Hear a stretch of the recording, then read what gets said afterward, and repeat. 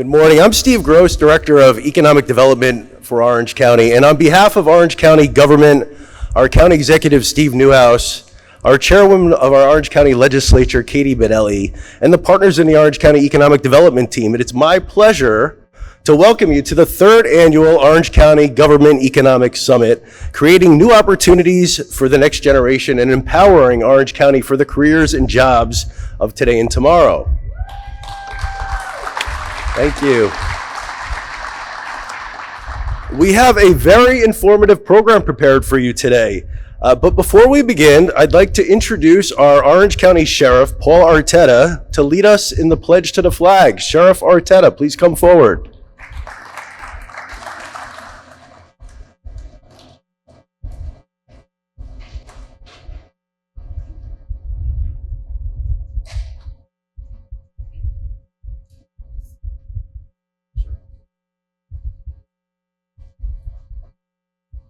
I pledge allegiance to the flag of the United States of America and to the republic for which it stands, one nation, under God, indivisible, with liberty and justice for all. Thanks. And thank you, Sheriff, and thank you to all the men and women of the Sheriff's Office who work every day to keep our community safe.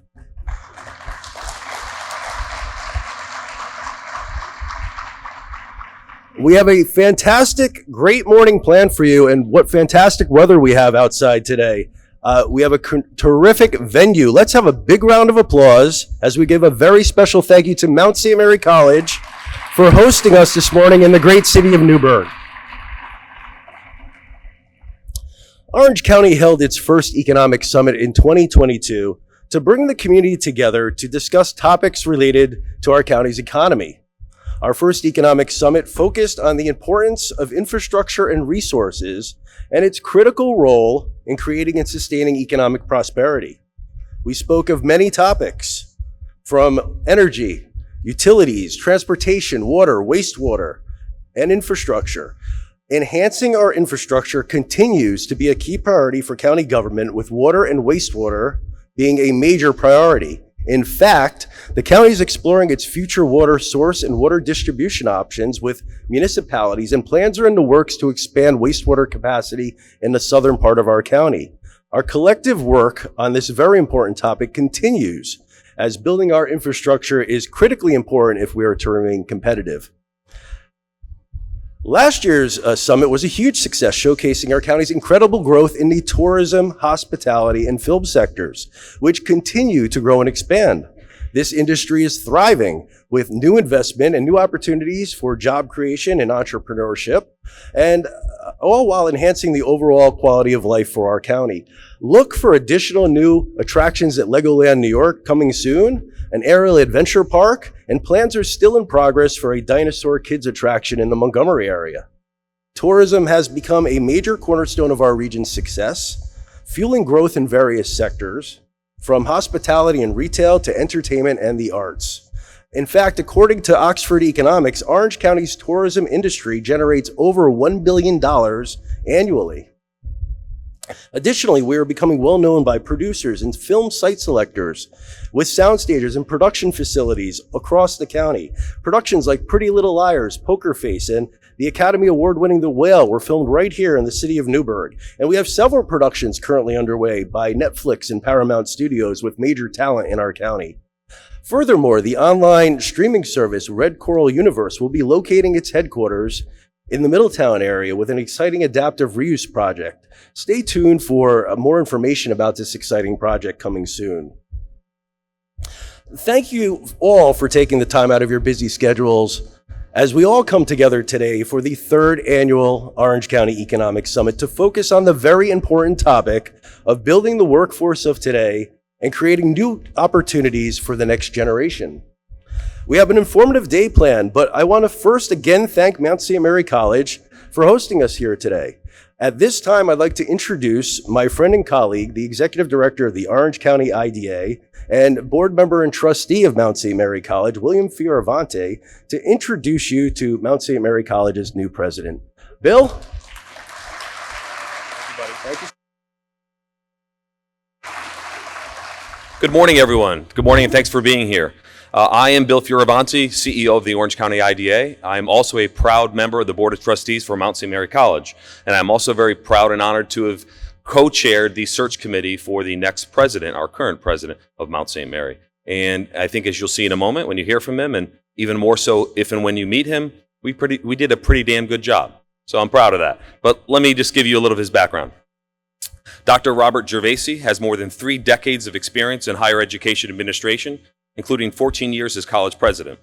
He also has extensive teaching experience, having taught courses in Greek and Roman civilization, religion, historiography, business, philosophy, ethics, and more. Dr. Gervasi has earned an honors AB in classics from Xavier University, an MA and PhD in classics from The Ohio State University, and an MBA in marketing from the Wharton School. He and his wife Jen, a former executive in the arts and home fashion industries, have 4 adult children, and they recently welcomed their 5th grandchild. And they've been on board here for a few months here at the Mount, 3 months total now, and already making a huge impression. So please give a warm welcome to Dr. Robert Gervasi.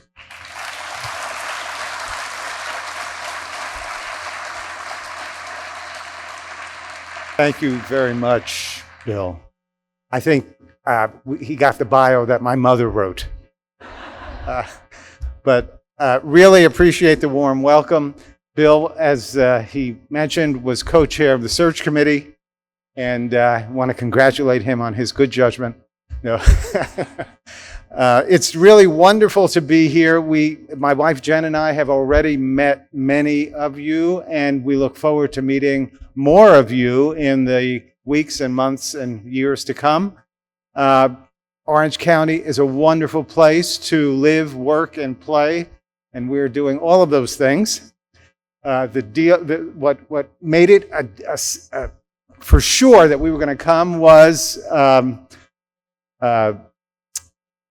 Mary Jane's on Route 9. That was my wife's, yes, that was a sign.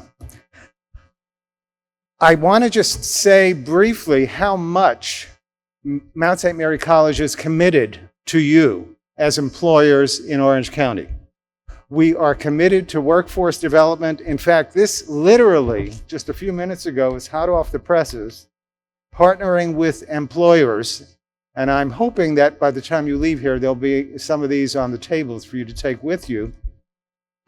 We are really investing in our career center. We have an outstanding director named John Mahan, and we also have an incredible faculty and staff who are committed to working with you in ensuring that our students are prepared to help you become successful along with them. There are a number of ways I'd like to suggest that we can connect so that you can take advantage of all the resources that Mount St. Mary College has to offer, particularly through our Career Center. You can, obviously, we would love for you to sponsor students for internships. We already have many students taking internships, more than half, but we would like that number to reach 100%. We would like to be able to say to prospective students, because it's a very competitive market for new students, as you know, we'd like to be able to say that to prospective students that if you come to Mount St. Mary College, we will guarantee that you will have at least one internship with a very well-known company, and all of you are well-known as far as I'm concerned. You will have at least one internship before you graduate from Mount St. Mary College. And all studies show that the rate of employment for grads goes up astronomically if they've had internships. We'd love to be able to say, if you come to Mount St. Mary College, we guarantee you a job when you graduate. That's tough to do, but that would be a long-term goal too, if we could make sure that we had that support. But we want to support you, and therefore, we want to know what you need so that we can ensure that our curriculum continues to reflect the emerging needs of the community. And we actually have our Vice President for Academic Affairs here with us, Dr. Evan Merkhofer, who is very committed along with me to making sure that our students are well prepared academically for the jobs of tomorrow. So you can get involved. Go to msmc.edu/employer, and you can get on our list, and we'll be in contact with you if you have an internship potential internship you'd like to discuss, not to mention jobs for our students, either in the summer, during the school year, or after graduation. If you would like to actually recruit on campus, go to msmc.edu/on-campus recruiting. And we're starting a new program that we're calling the Volunteer Counseling Corps. We have on staff counselors to do career counseling with our students. But we would love to have professionals in the field actually be available to counsel our students. And we already have had a couple of volunteers, Mr. Fioravanti being one of them, and Mr. Newhouse being another. So there's plenty of room, 4 to 8 hours a month. You can not only give students information about your enterprise, but simply support them in their search. You could do mock interviews, you could help review resumes, a lot of opportunities, and the Career Center will give you a very brief tutorial so you can be a very effective volunteer career counselor. Last but not least, we do have a business advisory council, and I personally welcome conversations with employers and would love to get to know each of you and your operations as time permits. So feel free to give us a call. If you want to just email, you can email Career Center what is it again? careercenter@msmc.edu. And I have cards. Feel free to call, stop by anytime. We are very accessible. We care about Orange County. Mount St. Mary College has been here for 65 years. We're celebrating our 65th anniversary this year. More to come about that. And we look forward to serving Orange County for at least another 65 years, if not 650 years. So thank you for your support. Have a great day. Thank you.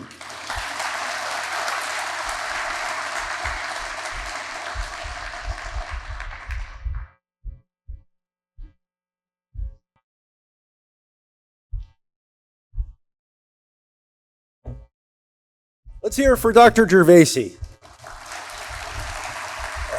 As a community, we congratulate you on your new role, Doctor, and we look forward to an exciting new chapter under your leadership. Thank you. Since we met last year, Orange County continues to experience economic growth at a very strong pace. Business is resilient, locating, investing, and expanding in Orange County, New York.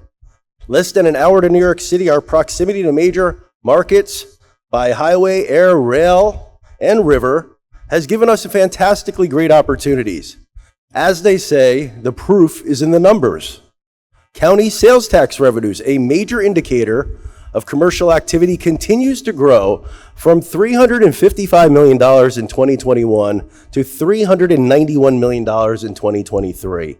Another planned expansion at Woodbury Common means an additional $20 million annually in taxes anticipated. Hotel motel tax, paid primarily by visitor dollars, has increased $5.2 million in 2021 to $6.6 million in 2023. Over the next 3 years, we can see a continued growth pattern with 2,500 additional rooms currently in the planning process. Additionally, Orange County's full real property value increased from $38 million to $53 million from 2021 to 2024.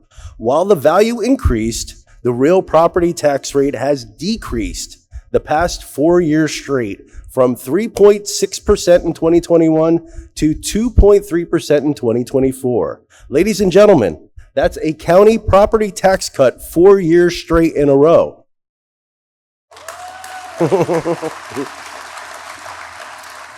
Thank you. Diversity in major employers across our county, county property tax cut 4 years straight, property tax base that's increasing, a real estate market that remains strong, sales tax revenues increasing, a hotel motax growing. These statistics are all very strong economic indicators.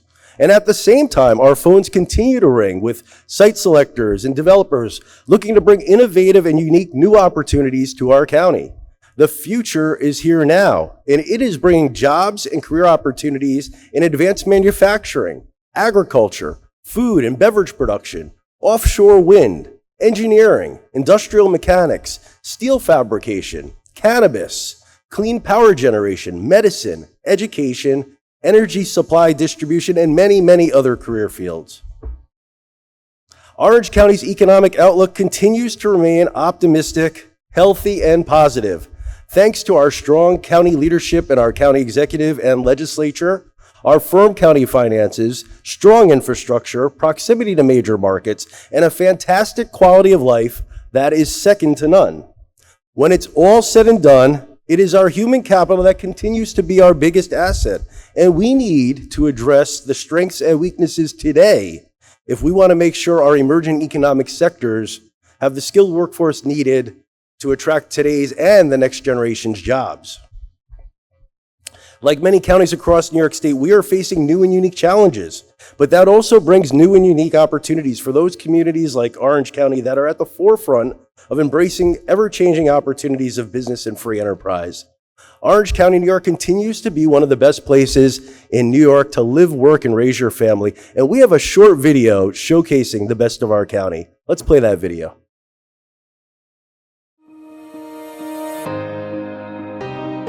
Orange County in New York. I'm Steve Newhouse, County Executive of Orange County in the beautiful Hudson River Valley. There's no wonder why Orange is one of the fastest growing counties in New York State. We're more than just an ideal location to propel your company to new levels of greatness. And we're more than a special place with great history, shopping, entertainment, and quality of life. Orange County is also a place to turbocharge your business.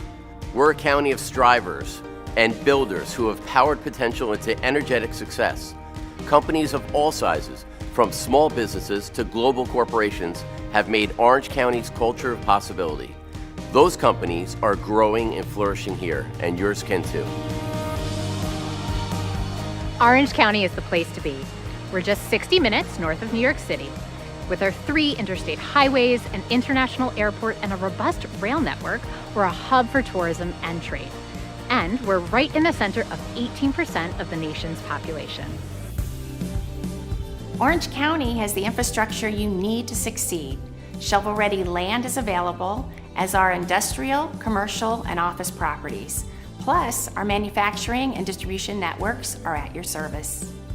Our network of colleges and universities provide customizable and accredited training and a job pool ready, willing, and able to thrive. This educated, talented workforce is on standby to help you achieve bigger, better, and greater wins. Orange County's long tradition of agriculture continues to be a vital hub of our economy. We're home to dozens of agritourism destinations, such as craft breweries, world-renowned food production operations, and farm-to-table restaurants. We prize innovation, collaboration, and bold strategies to capture success. Some of New York's biggest attractions are right here in Orange County. They include the United States Military Academy at West Point, Storm King Art Center, Legoland New York, and of course, right here, Woodbury Common Premium Outlets. We also have wonderful places to dine on the shores of the Hudson River, wineries, great recreation options, gorgeous mountains, and endless opportunities to really have fun. For an entrepreneur like me, Orange County provided a terrific setting for my spirits business to take off. This community cultivates success, and the people around here really care about each other. That's one reason why Orange County is such a special place to live. Hollywood knows Orange County is lucrative. This is where the Oscars, the Academy Award statues, are manufactured. And Orange County's beauty, as well as our diverse city, suburban, and rural settings, have made us a go-to location for filming movies, TV shows, and videos. Orange County's Office of Economic Development will be right at your side. We advance the health, prosperity, and economic welfare of county residents by helping create and retain jobs. We'll guide you to financial resources and we'll support your site selection and employment training. Invest in your company by investing in Orange County. We have the energy, vision, and resources to fuel your business's future. Come do business in Orange County. Come live in Orange County. Come thrive in Orange County. Come grow with us in Orange County. Come have fun in Orange County. Work where you want to live. Come to Orange County, New York. We are open for business.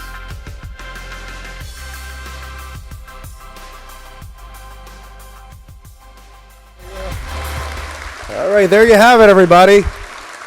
Now, this is not our video, this is your video. So this video is live on YouTube. Anybody that would like to use it, please link to it, use it for your promotional opportunities. And a special thank you to Josh Summers and Focus Media for helping us put this great video together. Thanks, Josh. We have a very informative program today and are excited to hear from our keynote speaker, New York State Commissioner of Labor, Roberta Reardon, about the state of the New York workforce. Thank you, Commissioner. Your presence here today underscores the importance of the work we are all doing to shape the workforce in our state and county. We also thank the panelists who took their time out of their schedules today to share their expertise and knowledge about the important topics being discussed today. But before we get into all of that, we need to first recognize our elected officials who are here in the room today. Starting with our county executive, I think the county exec will be along a little later. I know he's got a presentation he'll be giving after our break. But as a lifelong Orange County resident who has worked in county government for almost 30 years, I've never seen such a strong and healthy relationship as exists today between the executive and legislative branches. Our legislators work together with the county executive each and every day to support and advance economic development initiatives that benefit all the residents of Orange County, and for that we should all be very proud. We have many legislators here today. As I say your name, please stand and we'll recognize everybody at the end. Legislative Chairwoman Katie Benelli, Joe Menuda, who heads up the Education and Economic Development Committee, Barry Cheney, who is the head of the Physical Services Committee, Paul Riskevich, the head of the Rules Committee, Genesis Ramos, who represents the city of Newburgh, and Rob Sassy, who heads up the Personnel and Compensation Committee. Anybody I missed here? Thank you all for coming today. Appreciate it. We're also very fortunate to have our county clerk in the room. County Clerk Kelly Eskew, please stand up. Thank you for all you do, Kelly, to support the business community. There are many filings done through the county clerk's office, and you are a key component to keeping business moving in our county. And we already mentioned the sheriff. Thanks again for being here, Sheriff, as well as the undersheriff. And we work closely with our state representatives as well. Assemblyman Chris Ekus is here. Assemblyman, please stand. Thank you for being here. Appreciate your help. Many partners in local government. I believe City Manager of Newburgh, Todd Venning, signed up. Not sure if Todd's here, but thanks for signing up. We have town supervisors in the audience from the town of Wallkill, George Serrano, Tom DeVinco from Washingtonville. Anybody else here? Did I miss any? County? Oh, we didn't get there yet, but we're going to get there. Thanks, Rob. Thank you all for being here today, and to the many other public officials, board members, and other community members, thank you all. And I would be remiss if I did not mention Orange County's premier economic development team. You know, these people eat, live, breathe, sleep economic development every day. And you've already met Bill, so we'll start with Bill Fioravanti, the executive director of the Orange County IDA. Bill continues to help transform this incredibly important agency that makes projects happen in our county. New York State's a very difficult state to compete in, and without IDA incentives, it would be very difficult to make projects happen. So thank you to the IDA. And the IDA has a new leader, a new chairman of the board. Jeff Christ is here. Mr. Christ, please stand up. Thank you. Jeff is not only the head of the IDA, he is also a long-established community farmer operating Christ orchards in our county. Thank you, Jeff, for lending your professionalism and credibility to an organization that's undergoing a renaissance and providing necessary economic incentives. Amanda Dana is our tourism and film director. She has worked tirelessly to help build our tourism and film office and take it to a new level. And I want to thank Amanda and her team for all the work they do. In fact, Rachel Carr and Lisa Santiago are here. Please stand, ladies. I know, I'm embarrassing you. Thank you. Thank you all so much. They're the secret weapon. Lisa is one of the magicians behind the scenes that makes us look great with our PowerPoint. So thank you so much, everybody. Amanda isn't here today. She's got one of the best excuses she could have. Her son's wedding is tonight. So we all congratulate Amanda and wish her well and the family well on the upcoming wedding ceremony. Heather Bell is president of Orange County Chamber of Commerce. Heather continues to breathe new energy into the chamber, making it an incredibly valuable and respected resource for our business community. As we speak, Heather is on a trip with the Chamber of Commerce to Italy. A part of our success in our chamber is making sure our community and business connections stay very strong. And Tammy Lahara from the chamber, the vice president, is here. Tammy, please stand. Thanks for all you do, Tammy, and thanks for what the chamber does. Connor Eckert, a great guy. Let's talk about Connor. Connor is the vice president of the Orange County Partnership and Business Attraction. He holds a wealth of knowledge. He will be moderating our second panel, and you will get to see Connor in action. He's an absolute rising star in our county and proof that our future is bright.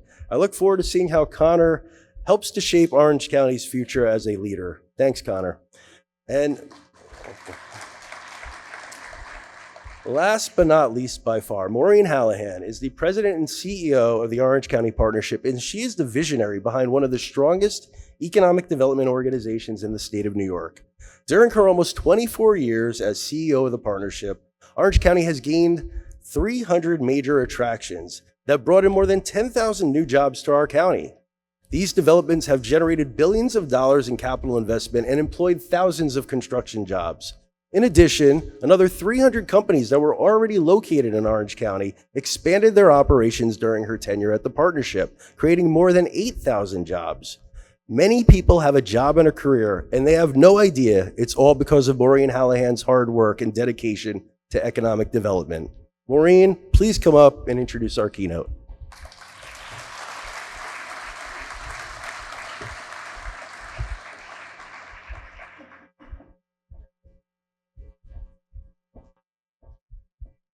Good morning, everybody. Make no mistake about it, this event was planned, orchestrated, and designed by Steve Gross. And although this economic development team, and we do work really closely together, and he's a star, he has his fingerprints on every bit of today's event. So let's hear it again for Steve Gross. And Dr. Gervasi, welcome. Thank you for this gorgeous venue. We've hosted the first 2 years at the beautiful SUNY Orange School. Thank you, Chris Young. But today is an opportunity for us to showcase this lovely college, and we're so proud to have you lead us. Thank you. And now, it's my privilege to introduce Labor Commissioner Roberta Reardon. New York State Department of Labor Commissioner Roberta Reardon was appointed in October of 2015 to oversee the department's more than 3,300 employees. She probably knows them by name, if I know Roberta.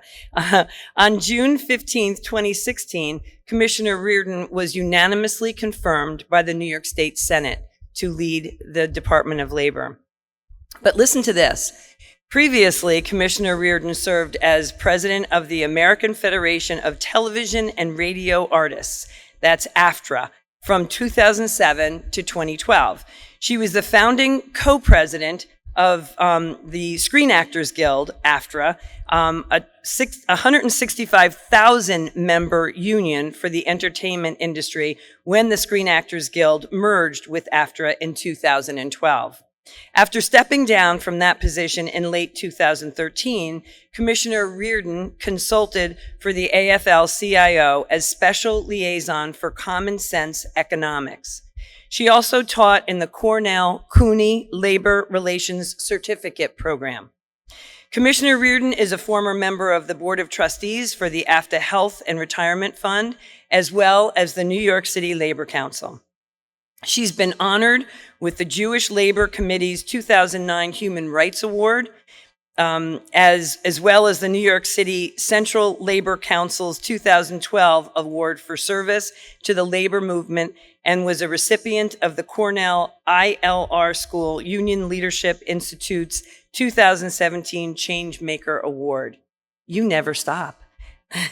Commissioner Reardon graduated from the Cornell Industrial and Labor Relations Schools, New York State AFL-CIO, Cornell Union Leadership Institute, and holds a Bachelor of Arts from the University of Wyoming.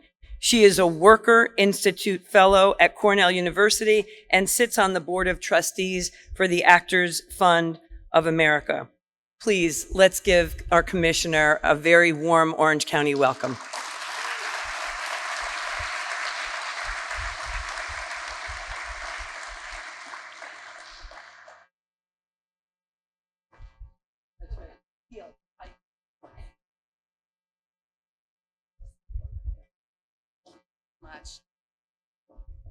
Wow, what a wonderful morning. Thank you for that wonderful introduction. I am so grateful to Maureen and your entire crew for everything that you do here in Orange County. And that was an amazing presentation about exactly what's going on here. I love the video, by the way. Whoever did that video did a great job.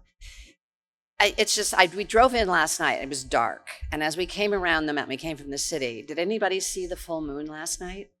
It was spectacular. It was this is such a beautiful part of the state. And to be able to come here that last evening and see it, it just made it very, very special. I am so honored to be able to be your keynote speaker for your third economic summit. It's a really great meeting, and I know you're going to have wonderful panelists today. I'd also like to recognize my partners in state government, including Chris Ickes, Assembly member. We were speaking out in the hallway. He's a very busy man today. He's got a lot of things on his plate, but it was great to talk with him. I'd also like to acknowledge Orange County Executive Steve Newhouse and all of our other allies in local government. Thank you all for the work that you do to support your communities. And lastly, but certainly not least, I want to give a big shout out to our key partners in education and workforce development who are joining us today. Partnership is absolutely essential to the Orange County economy. And it is great to see so many stakeholders gathered under one roof, fully committed to the economic success of the Hudson Valley and of our great state of New York. The theme of this year's summit is creating new opportunities for the next generation, empowering Orange County for the jobs and careers of today and tomorrow. So, what does that mean? It means while we focus on the unprecedented need in the current workforce, think about automation, artificial intelligence, the speed of innovation that we see today, not to mention all the folks that are still on the sidelines for myriad reasons, we also have to prepare for the next generation of workers, and that is absolutely critical. The foundation of workforce development, skill building, career exploration, aptitude testing starts in elementary and middle school. It then continues into high school. Now, I know we have school leaders in this room, and we have some incredible districts, school districts here in this region, especially our BOCES. I was speaking to one of the superintendents this morning out in the hallway. I love the BOCES because they really do a lot of very, very serious career prep. They're providing much needed career and technical education. And then it extends in higher education and continues with all of our amazing community-based organizations that do training and provide so much needed support. Now, I know that a few of you are in the room here today, our Workforce Development Board leaders. You are the backbone of these partnerships. We really couldn't do it without all of you. So this summit's theme this year is embedded into our DNA at the Department of Labor. This is what we do each and every day for New Yorkers. I wanted to take this time to tell you about our ongoing efforts to help our vibrant business community flourish and help connect New Yorkers to careers that they love. And you'll notice throughout this, I'm not talking about jobs. I'm talking about careers, because that's what we want for all of our young people. In order to set up our workforce for success, we first have to understand it. Many of you are already playing a very active role in our work, and I want to thank each and every one of you today who takes the time to participate in our annual workforce survey. That is a very critical part of our planning process.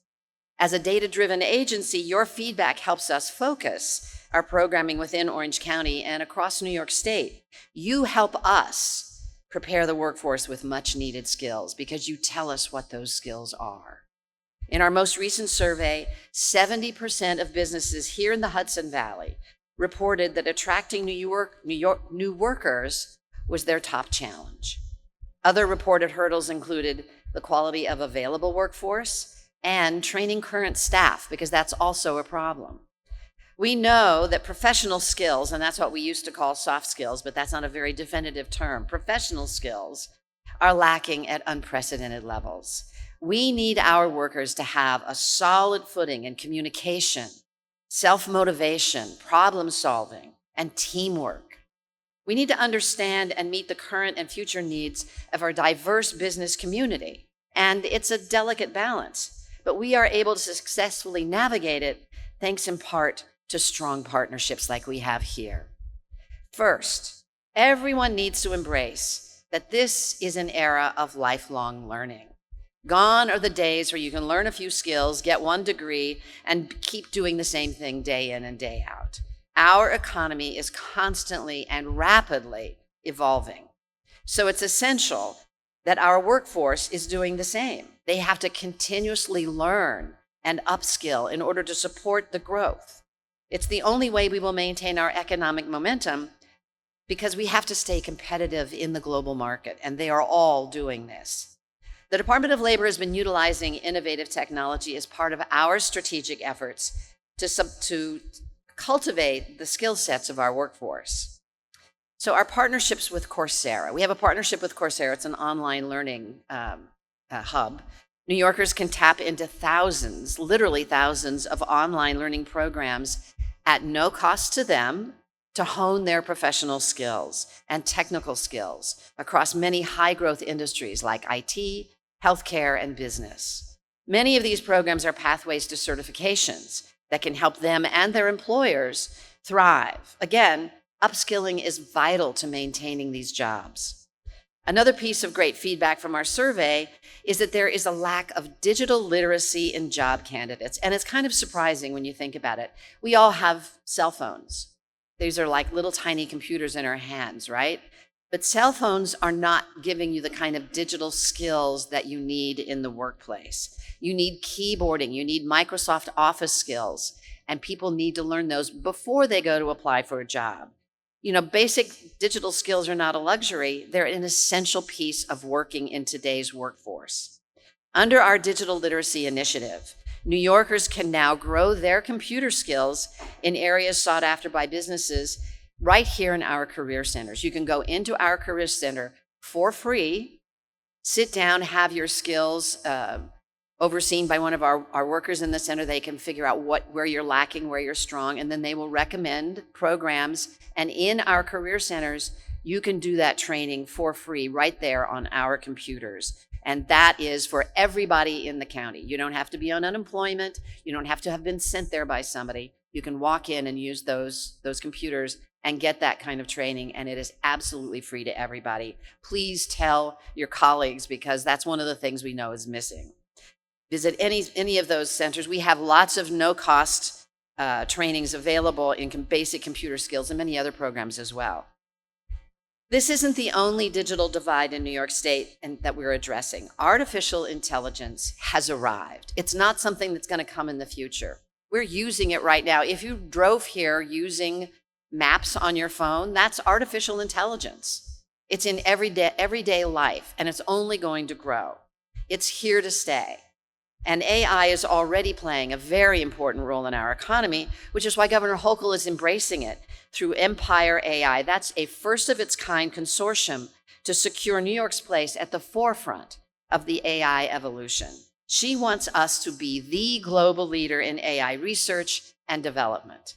Now, we utilize AI at our department, and it really is helping New Yorkers connect to job opportunities like never before.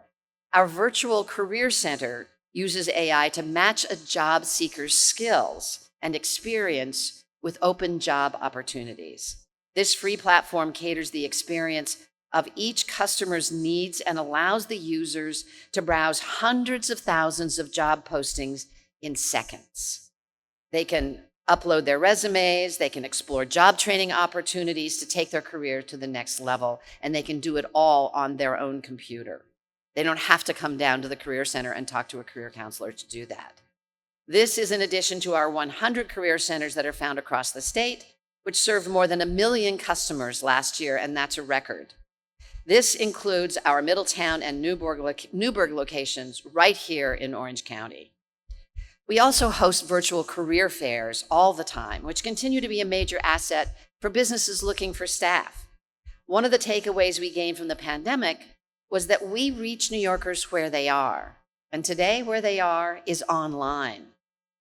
So we have these virtual career fairs that enable New Yorkers to be able to quickly connect with employers from any location, opening doors for opportunities like never before. One of the great things about a virtual career fair, if you're only working part-time, if you're underemployed, but that job actually keeps you from coming to an in-person career fair, you can participate online, and this opens up a whole new door of opportunity for many of our citizens who want to have a permanent job but aren't able to take time off from their current part-time job to go look for it. So the online career fairs are really significant in that area. Of course, we also hold in-person job fairs because we recognize the value of that face-to-face communication, the job seeker and the employer.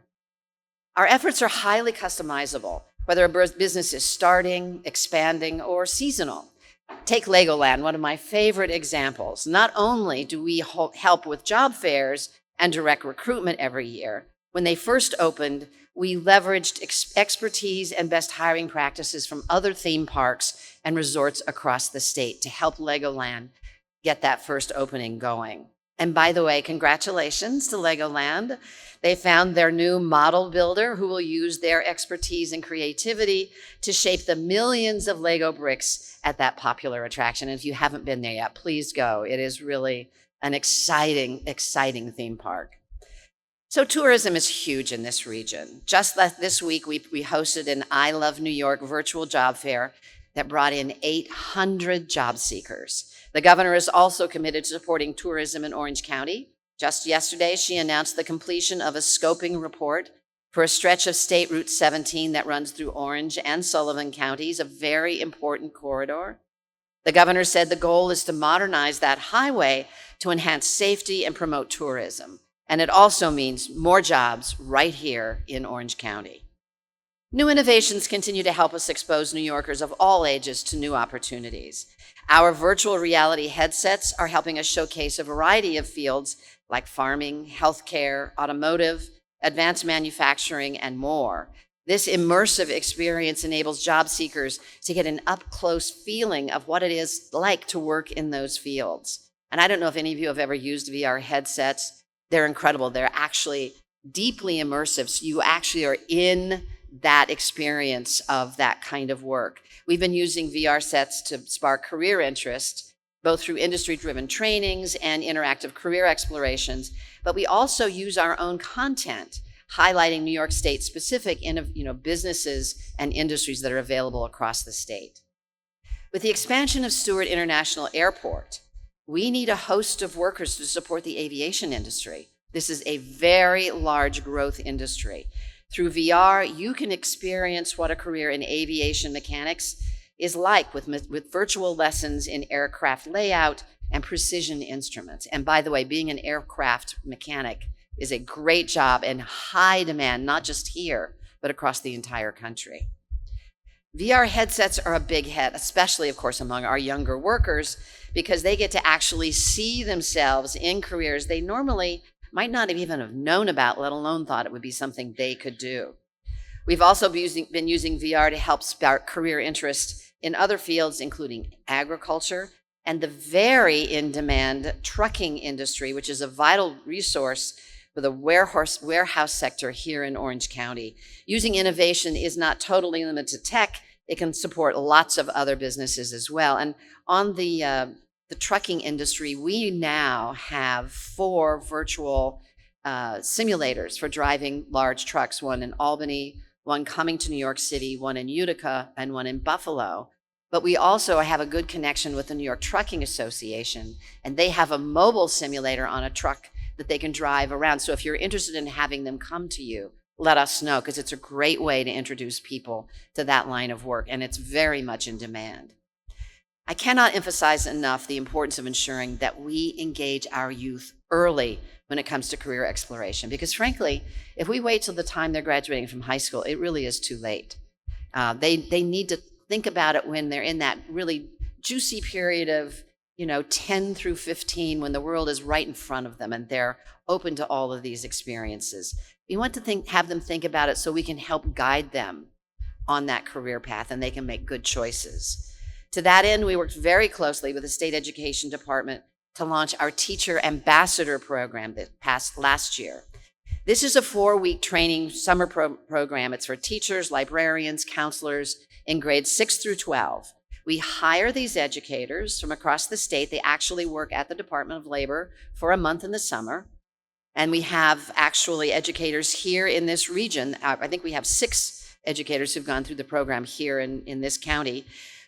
We show them, they come into the career centers, we teach them our system, they show me what we do, they do site visits so they learn businesses in their community that they can go back in the classroom and talk about, but we also have panels that present to them about different sectors. So they get a deeper understanding really of what the job markets are out there and what the skill sets are that these employers are looking for. It's a really impactful program. We want students to be better prepared to plan their career journey, and this program is helping make that happen.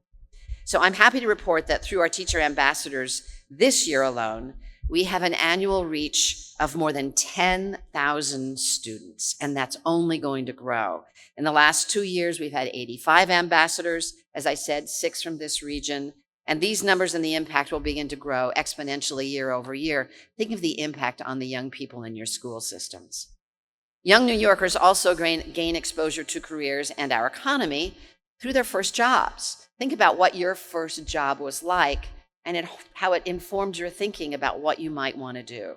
They're very, very important, and we've made it a priority to educate kids, their parents, and their employers about youth labor rights and responsibilities.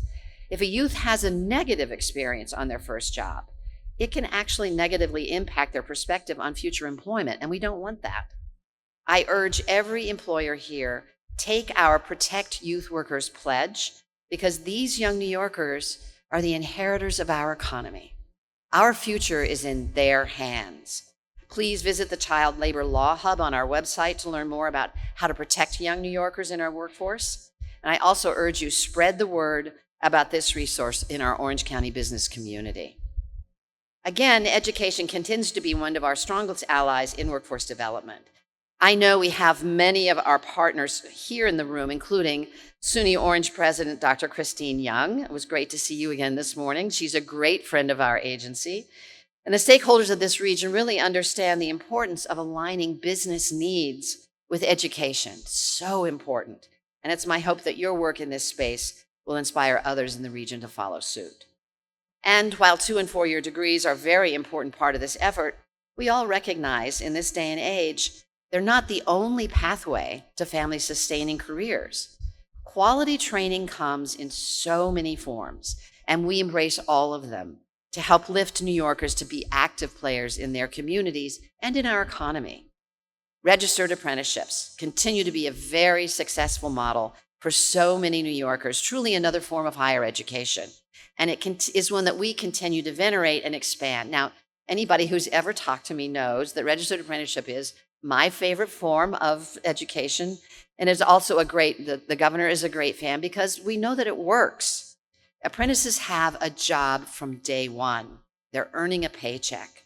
They can support themselves and their families while they're getting the skills alongside experts and gaining on-the-job experience. And of course, registered apprenticeship also mandates that they have hours of classroom training as well. So it's a very well-rounded kind of workforce training. And that kind of workforce, they remain loyal to their employers because they know their employers have invested in them. Harold King from Council of Industry is with it. He is a major player in leveraging apprenticeships to grow advanced manufacturing here in this region. Thank you to Harold for all the work that he's doing in this area. You know, people usually think of building construction trades as when they think of apprenticeships, and that's true. The local 363 IBEW apprenticeship program has a beautiful facility right here off Route 17, but this proven training model is really open to any sector that wants to explore it. In fact, to the sheriff, We just launched an updated registered apprenticeship program a week and a half ago in partnership with SUNY Schenectady. It is the Police Officer Registered Apprenticeship Program, and it provides recruits with a concentrated, modernized training experience to be effective law enforcement professionals ready to face anything that they encounter in the field.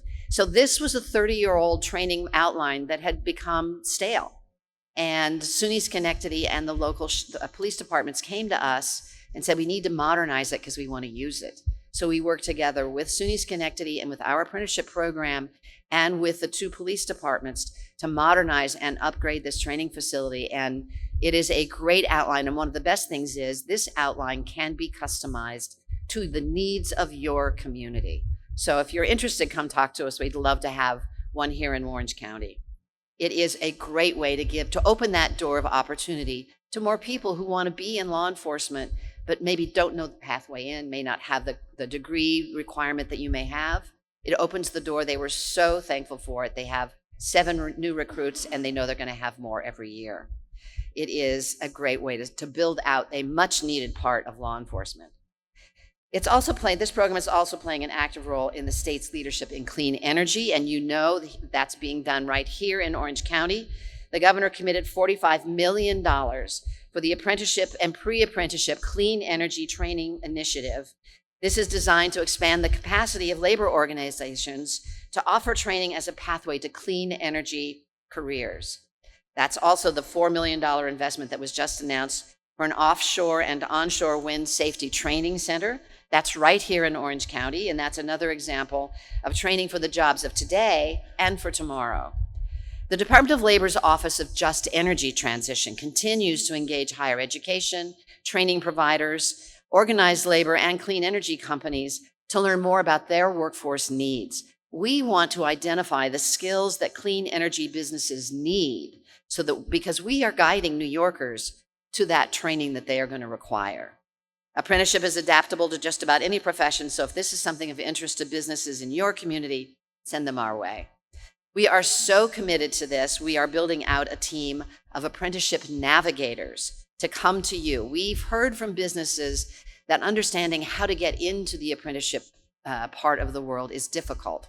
So we're going to have navigators who will work closely with the business and walk them through the steps that they have to take to set up their own registered apprenticeship.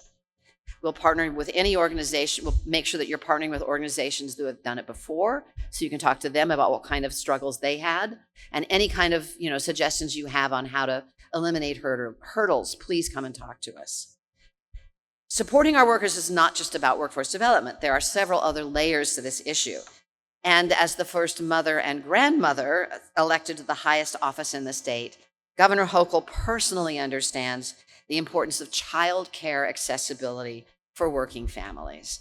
Just days ago, she announced more than $7.7 million in grant funding to support the expansion of child care right here in the Hudson Valley. As a member of the Child Care Availability Task Force over the last number of years, I've really put my own lens on this problem. It is a significant hurdle for working men and women. It is not just a family issue. To all the businesses in this room, I know you know, this is an economic issue. If parents do not have access to affordable childcare, they simply cannot fully participate in our economy. So the governor knows this, and we are working hard every day to make sure that we can lower those barriers to full employment. And I am so grateful to the governor for elevating this importance because it truly impacts us all. This is just the latest in the historic $1.8 billion in state and federal investment in child care assistance programs. Very, very much needed. So I realize this was a long list of initiatives, but I want to make sure that everyone leaves here today knowing that when it comes to empowering New Yorkers, we are prepared to focus on the careers of today and crucially, those careers of tomorrow. And we are in lockstep with all of you. This is an all hands on deck priority for us at the State Department of Labor. We are so grateful for having engaged partners like you because we certainly can't do it by ourselves. Together, we're going to move this needle. And that's the really important part about this summit and about the way that we work together. We are together. We are partners in this work. And together, we are going to make sure that New York State is the state of opportunity for everybody who lives and works here. This is the kind of synergy that is essential now more than ever. We have a concentrated focus, federal, state, and local levels. We are all moving in the same direction for economic prosperity. And when you add the power of our businesses, our workforce development boards, our education leaders, and other stakeholders, we are a united force to be reckoned with. I am so grateful for you for choosing to be part of the solution, because you are really the engine that's going to drive the economy here in Orange County and across the state. Thank you for inviting me today. Have a wonderful day, and thank you for everything that you do for the people of New York.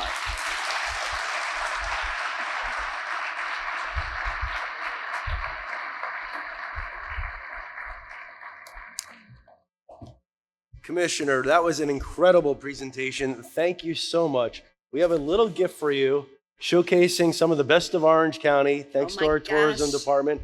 Please enjoy. Thank you so much for your presentation. You really hit all the key topics in Orange County.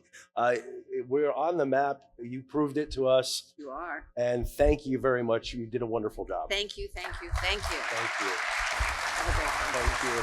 Thank you. Thank you.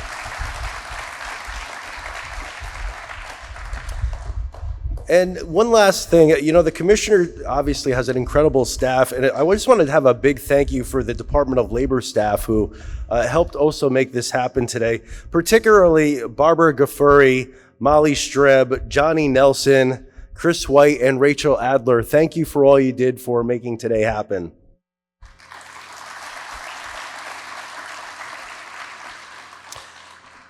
So our theme for this year, planning for the careers and jobs of today and tomorrow, could not be more timely or relevant as we navigate through the rapidly changing technological advancements, demographic shifts, and the evolving landscape of global trade and regional commerce. It is clear that the ways in which we prepare our workforce must adapt and meet the demands of both the present and the future. The challenge before us is not only to create the jobs and careers, as the commissioner said, that offer long-term stability and growth, but to also offer careers that offer fulfillment for our residents. This requires a multifaceted approach, one that involves collaboration between our public and higher educational institutions, our local businesses, government agencies, and most importantly, the workers themselves. We must focus on skill-building initiatives that empower our residents to succeed in today's job market while also preparing for the jobs of tomorrow. This includes investment in science, technology, engineering, and mathematics, STEM education. We hear about it all the time. Expanding apprentice programs, as the commissioner mentioned, creating opportunities in advanced manufacturing, specialized certifications, and providing ongoing training opportunities for workers at all stages of their careers. By doing so, we not only are addressing the current workforce needs, but we are also ensuring that our community remains resilient in the face of future challenges by supporting workers of all skills and abilities in their journey to earn a good living. Education is a critical component with respect to economic development, as we've heard. It is the reason we partnered with SUNY Orange for our first two summits and Mount St. Mary's for this event. This summit provides a fantastic opportunity to show off our higher educational facilities, as we are all very proud to be the home of these two great institutions and others like the Touro College of Osteopathic Medicine and the Fayetien College of Fine Arts and Sciences, both in the city of Middletown, as well as the United States Military Academy at West Point, and other important institutions like Orange Ulster BOCES and the neighboring Council of Industry. In fact, we actually have the former superintendent of BOCES, Dr. Bill Bassett, in the audience today. Dr. Bassett, please stand up and say hello to everybody. Thank you, Doctor. You know, great organizations like the Department of Labor, the County Employment and Training Office, led by Steve Knobb, with the great employees like Christina Patsalos working, are doing incredible work, along with the County Youth Bureau. They play an important role with respect to preparing our workforce in our county, and we need to recognize the public education component, as there are a variety of positive career paths that can be explored with our impressionable young students. We learned at last year's summit the importance of keeping young people in our community. Our younger workers demand a very balance of work and life. And what does that mean? That means good coffee shops, restaurants, craft beer, even axe throwing these days, but it also means sensible development and enhancing our quality of life. And thanks to the vision of the Orange County Executive and the legislature, we have new and valuable projects like the expansion of the Heritage Trail, providing more recreation opportunities, an open space preserve like Sugarloaf Mountain for many future generations to enjoy in our county. Our efforts in career creation must also include inclusivity. It is imperative that we provide opportunities for all members of our community, including those who have been traditionally underrepresented in certain areas. By broadening our focus to include diverse populations, we are not only enriching our workforce, but also strengthening the overall economic fabric of our county.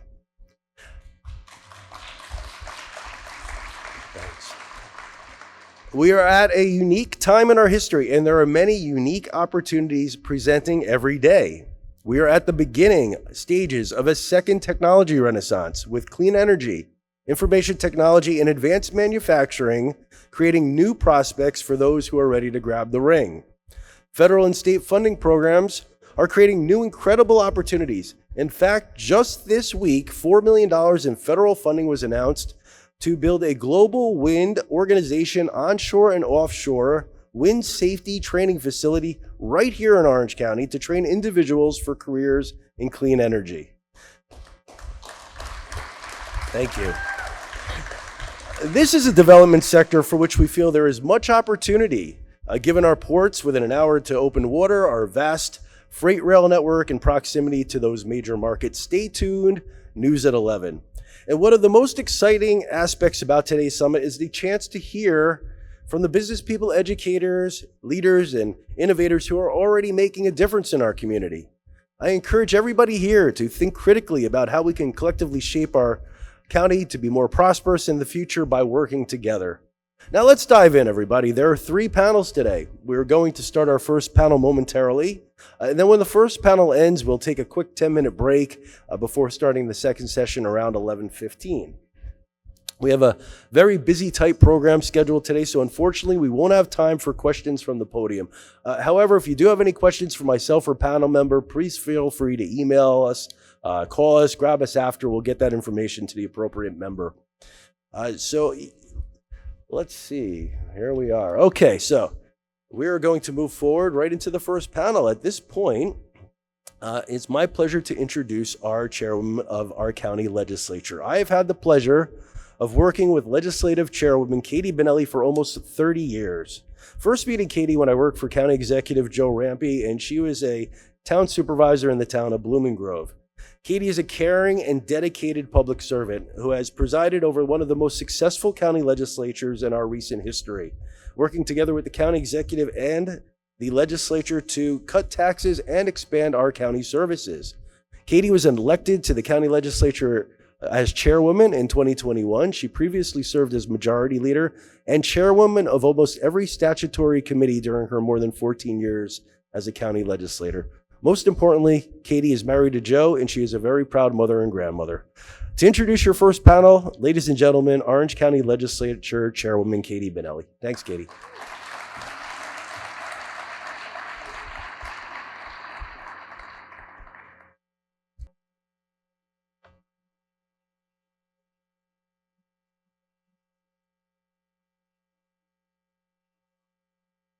Well, good morning, everyone. It's great to see all of you here.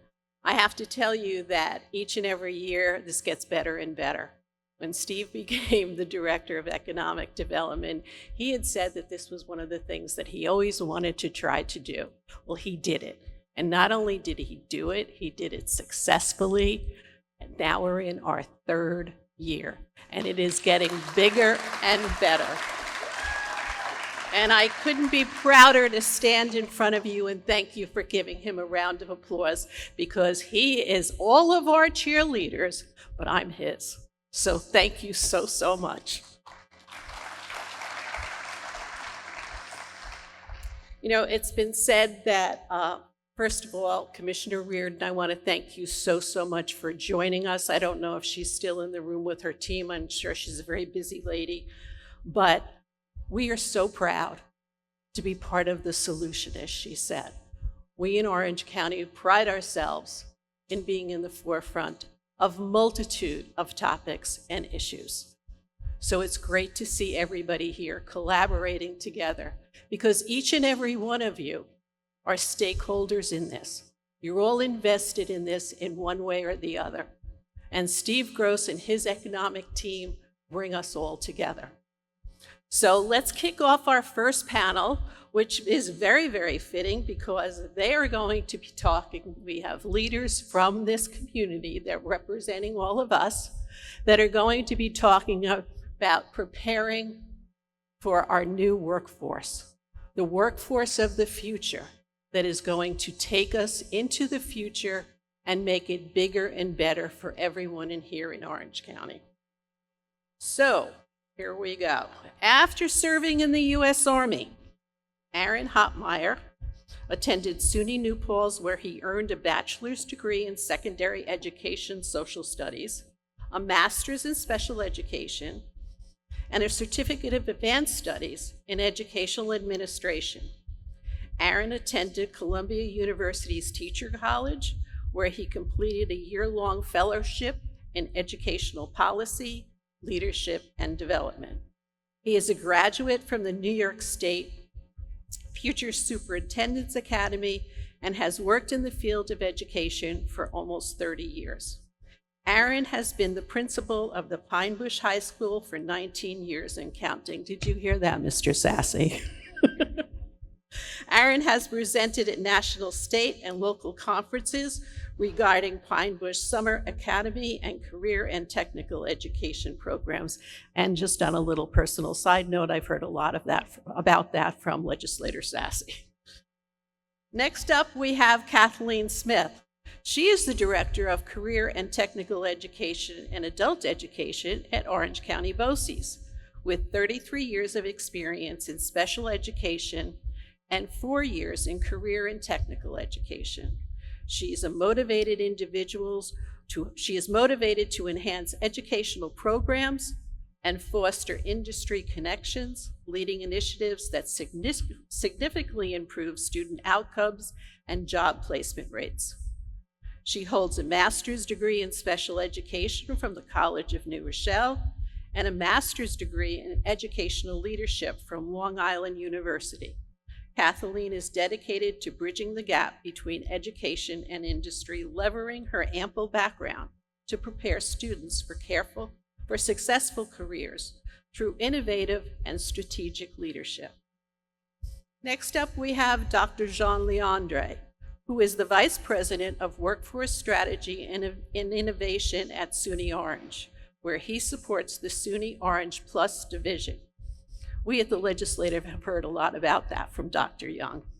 Under this leadership, SUNY Orange Plus delivers a wide range of non-credited programs, including industry certifications, workforce training, high school equivalency, and English as a second language course, along with customized community program. Dr. Leandre also manages the college's office and grants and institutional planning, assessment, and research, as well as serves as the administrative liaison to the Orange County Food Tech, which is a 501(c)(3) organization based at SUNY Orange's Newburgh campus, like right around the corner from here. Jean is a board member of both Orange County Workforce Development and the New York State Continuing Education Association.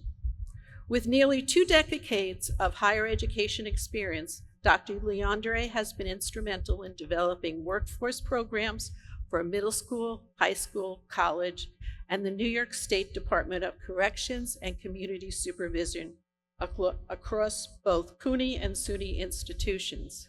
He has secured over $20 million in grant funding and educational initiatives focused on social and economic mobility. Before joining SUNY Orange, he served as the founding dean of Career and Professional Development at Rockland County Community College, where he established the Division of Economic Mobility and workforce innovation. Dr. Leandre is a proud SUNY alum and an EOP and CSTEP graduate himself.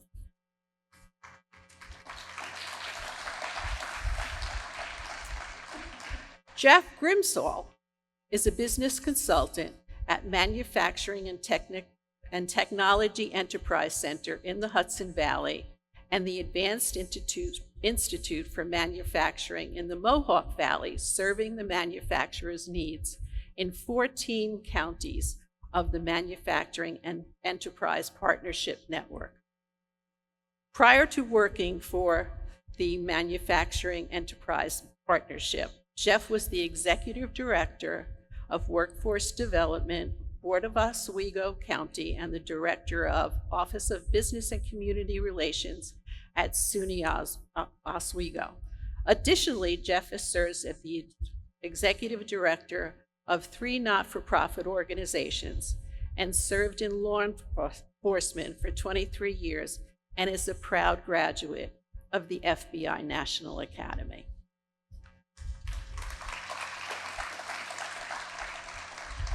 And lastly, your panel moderator, a collaborative leader who is aligned with colleagues and internal partners to grow enrollment and reshape the daily experience for today's community college students. SUNY Orange President Dr. Christine Young is simultaneously assuring that the college will be viable and thriving through its upcoming 75th anniversary in 2025 and well beyond. 75 years. Now in its 10th year as president, Dr. Young has positioned SUNY Orange to move more robustly support regional economic development. Having rebranded its workforce training and certification programs under the SUNY Orange Plus umbrella, the college is identifying and delivering workforce certifications and training programs and other educational services that lead to sustainable wages and employment growth for area residents. Dr. Young joined the Mid-Hudson Regional Economic Development Council in 2017 and has served as its chair and has served as its co-chair since February of 22. Last year, she co-chaired Port Jervis's $10 million downtown revitalization initiative and is presently co-chairing Montgomery's New York Forward project. She continues to serve on multiple local boards, including the Orange County Chamber. She is a very busy lady. Informed by her leadership of these initiatives and more, Dr. Young has guided college's formation of Orange County Food Tech to support the growing food, beverage, and hospitality industries. Meanwhile, SUNY Orange Plus is offering an expanded array of new certification programs in areas of manufacturing, healthcare, logistics, as well as continuing its reputable ESL and HSE programming. That is our first panel, along with our honorary. Please give them all a round of applause as we welcome them to the stage.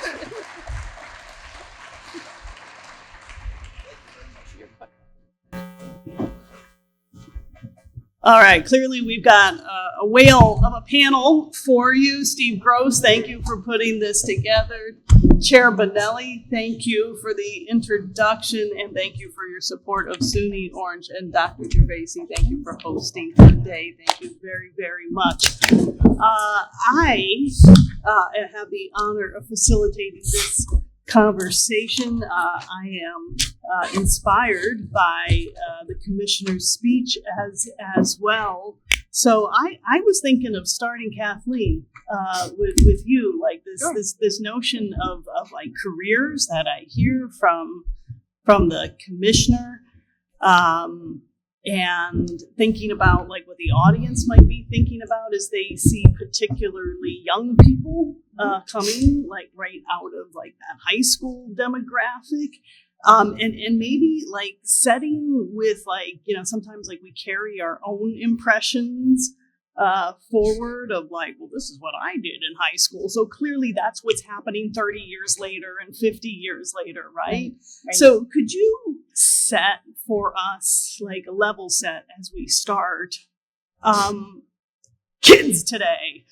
Absolutely. Like what are they doing with you in Goshen and the other sites with Orange Ulster BOCES? Sure. So if I can start for a moment, first of all, I'd like to say for any of you who did the math, because I did not add up all my years in education, and it wasn't inclusive of the years that I trapped my sisters in a basement and made them play school with me.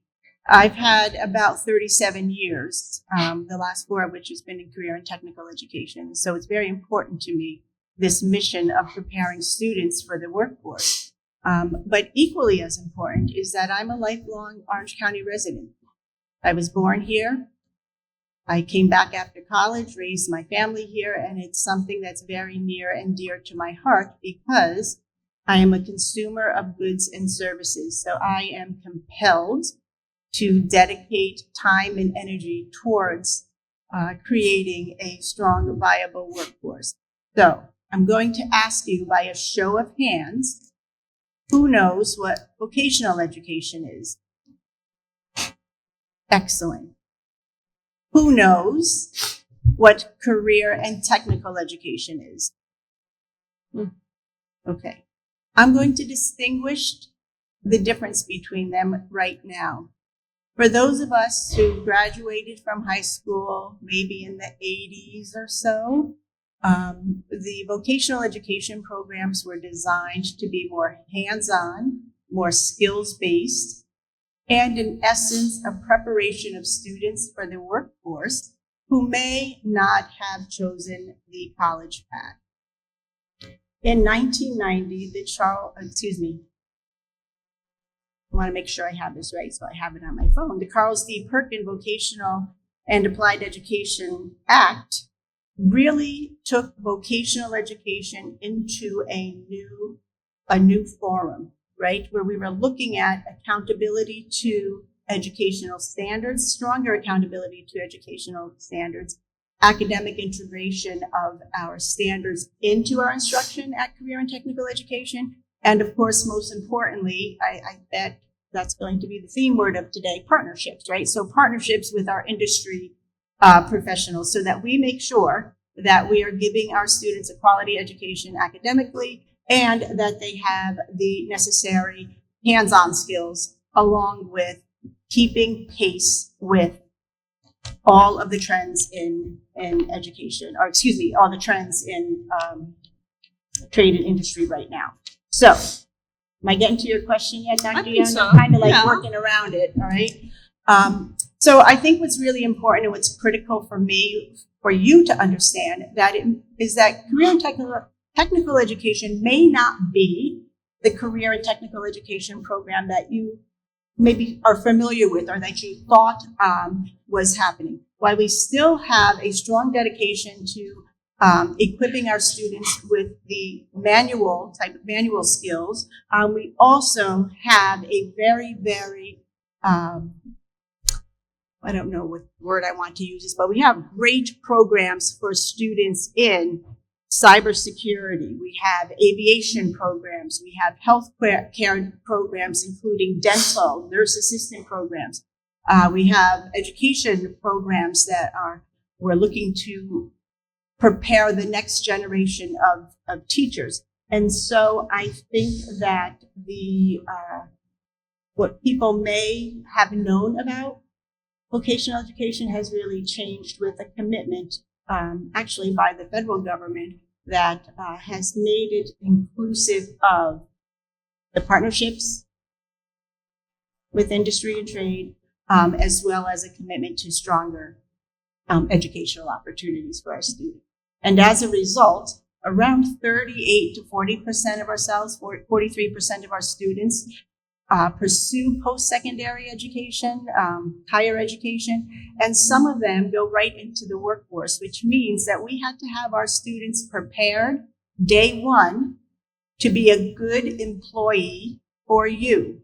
And how we do that is through a variety of certifications that we afford our students to get upon graduation, inclusive of our aviation students really being, many of them having their private pilot license before they even graduate high school. So those professional certifications are baked in as They are well baked as some in. of those, what the commissioner was saying, what we might call soft skills, but she sounds like she wants to call professional skills are baked right into your curriculum. Absolutely, 100%. Great. Let me go to jump to Jeff at the end of the table, staying on the high school vibe. For years, it felt like we were having great difficulty communicating to young people, let's say in that 12-year-old to 18-year-old bracket, that there were meaningful, rewarding careers to be had particularly in advanced manufacturing, but in what we might call blue collar, in between collar jobs. You have knocked it out of the park at Pine Bush. You changed the frame there. And I don't know how widely known that this is known in this particular audience. Could you tell us that story about what you are doing and how you did it? Yeah, first I want to tell you I appreciate the opportunity to be here today. It's an awesome opportunity. It's a great county. And I could tell you a good number of people probably in this audience have had some level of partnership with Pine Bush High School in some capacity. I guess the best way to start about our CTE career program, our initiative, started probably about 23 years ago. I was brand new at Pine Bush High School. I was bored to tears in the summer. And my SRO at the time, who happens to now be the chief of police in the town of Crawford, we were throwing a football back and forth. And I said, listen, man, I can't do this next summer. We got to do something different. And we created the Leadership and Law Academy. It was a piloted program basically to teach leadership, citizenship, and character education through the field of law enforcement. Ultimately, we begged and pleaded to get 17 students that first year. Year two, that went to 71. 23 years later, we run 7 different summer academies. We have 300 students coming to summer school for enrichment as opposed to 70 who come for remediation. That in itself is a big deal. So when you talk about career exploration, the summer is an untapped resource for a lot of educators. And I feel like it's a really good opportunity to expose kids to these career pathways. So in the Pine Bush High School in the summer, we have Aviation Academy, Medical Academy, STEAM Academy, Advanced Manufacturing. We ran Education, Fine Arts. We also run, obviously Leadership and Law. So again, what we're doing is we're exposing these kids to opportunities in the summer. Also, they're earning meaningful credit. So again, atop from the summer slide, we all know kids lose education in the summer. Again, beyond that, it's a great opportunity to expose kids to industry professionals, careers and opportunities that they may not normally associate with. Again, if you don't have a family or a friend in certain fields, you quite frankly don't even know that these opportunities exist. So that kind of began our endeavor into the idea of promoting, career and technical education. I'm going to tell you now, fast forward to probably 2016, we had started our process of moving into, the advanced manufacturing sector. We had a partnership with the Council of Industry, Harold King and Johnny Ann Hansen, both absolutely awesome. They referred us to a company called the Society of Manufacturing Engineers. We became the 46th high school in the country, what's called the Prime program. That basically allowed industry partners to pump several $100,000 into our program and really put us on a cutting edge pathway to getting kids set up for future careers in advanced manufacturing. That conversation actually led to additional partners. Industry partners are really the biggest thing I can tell you about how educators function. The reality is, as schools, we are typically an insular breed. We kind of shut our doors. We close our doors. We focus on what we know because we're educators. We have all this college. We know everything. The reality is that's absolutely 100% false. We have gotten so much better because of the industry partners that we have brought into the table, the curriculum changes that we have made because of the industry partners, and the skills that you're looking for of our graduates. Those are big deals that we've learned.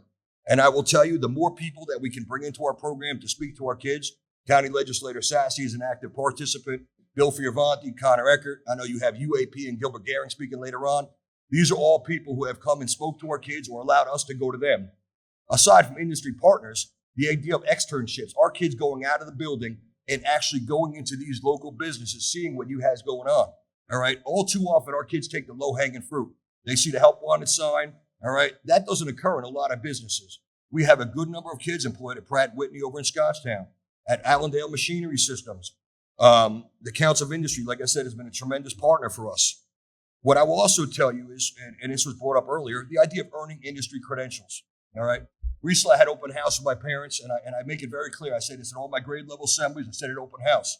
Whatever pathway you choose, whether it's the military, whether it's college, career, trade school, all those are awesome. We're not going to minimize any one or the other. Every one of those pathways is awesome, and it's important that all of us recognize that when we say to students, all three of those pathways are awesome, we really recognize it, because traditionally there was a push that if you didn't go to college, you were somewhat less than everybody else, and that's a farce. All right. The reality is some kids grow at different paces, they learn at different paces, and the opportunities that our students are getting today to go out here right now, get meaningful careers, that's a big deal. So I don't want to ever minimize the opportunity that our students face when they leave here. In addition, I will tell you what I learned, as a building principal, there was kind of, again, our guidance counselors really are trained to send kids to college. They go to school to learn to send kids to college. So one day I had a conversation with my department chairs, and I asked the guidance department chair in public, again, not realizing what the answer was going to be. And I said, typically, how long do you spend with a student going to college? Answer was quick. Easily 3 to 4 periods, blah, blah, blah. We're rocking and rolling. We're talking about I said, all right, how about a kid who's going to work? And it was that uncomfortable pause. All right, everybody kind of looked around the room. It went on for about 5 or 6 seconds. And she said, Hoppy, honestly, less than a period. That was the first thing that changed for me. All right, whatever you're going to do, all right, we're going to do the same for all levels of students. We're not going to single them out because they chose to take a different pathway. So that was important. In addition, I took my counselors, my psychologists, my social workers to Hudson Valley Community College to expose them to what a trade school program looked like. Because again, many of our colleges, our counselors are really programmed to send kids to college. The professional development offered is typically sending kids to college. It's typically built around that. So exposing them to these programs did a huge opportunity because, again, it wasn't something that was in their current frame of reference. In addition, we hold a career fair in the high school for our seniors who are graduating. Again, we want to open up their businesses and open up exposure to these businesses. We also do opportunities where we have, an open house, we'll bring local businesses in because, again, a lot of people have no idea what's going on in the footprint in Orange County. All right. We have a tremendous business sector in this county, and our students will travel now. It's not like the older days. They have zero issue getting in a car, driving 45 minutes north, south, east, or west to find a great location to become productive members of society, pursuing these career interests. I could keep going. As you know, I'm a high school principal. I love to talk, but I'm going to let this panel get someone else going here. All right, thanks, Aaron. So already we're hearing so many repeating themes, right? You just blowing things open. There's collaboration. John, let me go to you next, right? Picking up on some of these things. I've heard credentials a couple times. I've heard collaboration a couple times. We're moving beyond just high school, though, right? You don't necessarily pick up students directly from high school. So pick up on some of these themes. Now what? You may have students who aren't 18, but there's a world of careers. It's all changing. How do you decide at SUNY Orange, particularly in the SUNY Orange Plus realm, where do you even start to offer instruction, training, particularly? I'm starting to hear, particularly from the commissioner, we don't need degrees anymore. What are you doing, man? We have a one-on-one next week too, so why don't we just knock it out here? I better knock this out the park. But interestingly enough, I think it's not just higher education. I think whenever we're imparting knowledge to anyone, we want to make sure that we're giving them something of value, right? That industry recognized credentialing. When we say industry recognized credential, that means someone other than us validated that these skills are going to be useful and we will hire you for it. For me, it's extremely easy. We have a great team. We have a program design that really focuses on 3 main things. Literally 3 main things. And these 3 main things might actually change the way that you go about thinking about what a degree looks like. The first thing that we do is we make sure that it's in demand and it's verifiable in demand through an employer. So we actually talk, if it's in healthcare, we go to the hospitals and say, are those the skills that you need? So when someone finishes, they're able to actually get employed. So we make sure that it's in demand. The second thing that we do is we ensure that there's a level of self-sustaining wage, right? Because you could have something that's in demand, but then if we graduate you, you get a job, but you can't sustain even yourself. So in Orange County, that's roughly about $37,000. All our workforce programs, on average, when you graduate, you should make roughly about $40,000. So we upped it up $3 extra thousand, right? So in demand, have self-sustaining wages. And then the last thing is to ensure that there's an industry recognized credential once you complete it. So it's just not a certificate that you get, because that's a local certificate. SUNY Orange will say, here's your certificate, but we add a credential with it. So if it's EMS, you're either going to become an EMT. If it's trucking, you're going to get your CDL. If it's manufacturing, you're going to get your Haas credential. So when you leave here, an employer will actually hire you for that. Thank you, the three of you. So I'm going to turn to Jeff. As an academic, I get to say to my three colleagues here, like, that sounds theoretical and wonderful. I mean, I know they're really doing the work because I know these cats. You've done this in Westchester County. That's why you're on the panel. What are the barriers, though, when you've got academic entities with decades to hundreds of years of history of bureaucracies and ways of moving about systems? You've got fast-moving employers and industries. We're going to talk about AI, I think, in a little bit. The commissioner talked about that. These entities are going to have numbers of reasons to have troubles and barriers for interfacing. You've done it successfully. What was your secret sauce in Westchester to overcome those barriers and have success at your centers? Sure. Everybody can create barriers if you want them. And siloing is dominant no matter what industry you're in. And really it's about giving and not expecting anything in return. I equate to the methodology called rainforest. And you may or may not be familiar with. There's a book written probably about 5-6 years ago now. It's called The Rainforest Architects. And it's working where your strengths are in your community and finding those. And at MTech, our role is to connect employers to resources and solving problems. It's really about how do we make you successful? And that goes up and down the line. Being married to a superintendent of schools for 38 years, and understanding what just the K-12 education system, as well as personally working in higher ed myself, there's always going to be barriers if you want them to be there. And really understanding that if you're out there doing some risk taking, lots of people don't like to take risks, but risks are what we need to take to be innovative. It's about risking information. Lots of people get stuck in the silo of, I know this information, I keep it, I'm going to have power from it. But really giving information is a methodology for creating an innovative environment. In learning, making connections. Realistically, he said the work that we've done in accelerators, and I've done with accelerators, is about connections. We don't do it don't make connections in a silo. You make it outside of your comfort zone. You're really being out there, exploring the world, understanding your world. Like I said, our role at MTech is to understand resources beyond our own and realizing that we're not the solution to everything. There is no one fix to lots of problems. My law enforcement career for 23 years was, you got to find the resource that works. And this is what we do with our MTech programs, is finding resources that work. And we may not be the solution, but referring to other solutions is a key to helping people be successful as well as businesses be successful.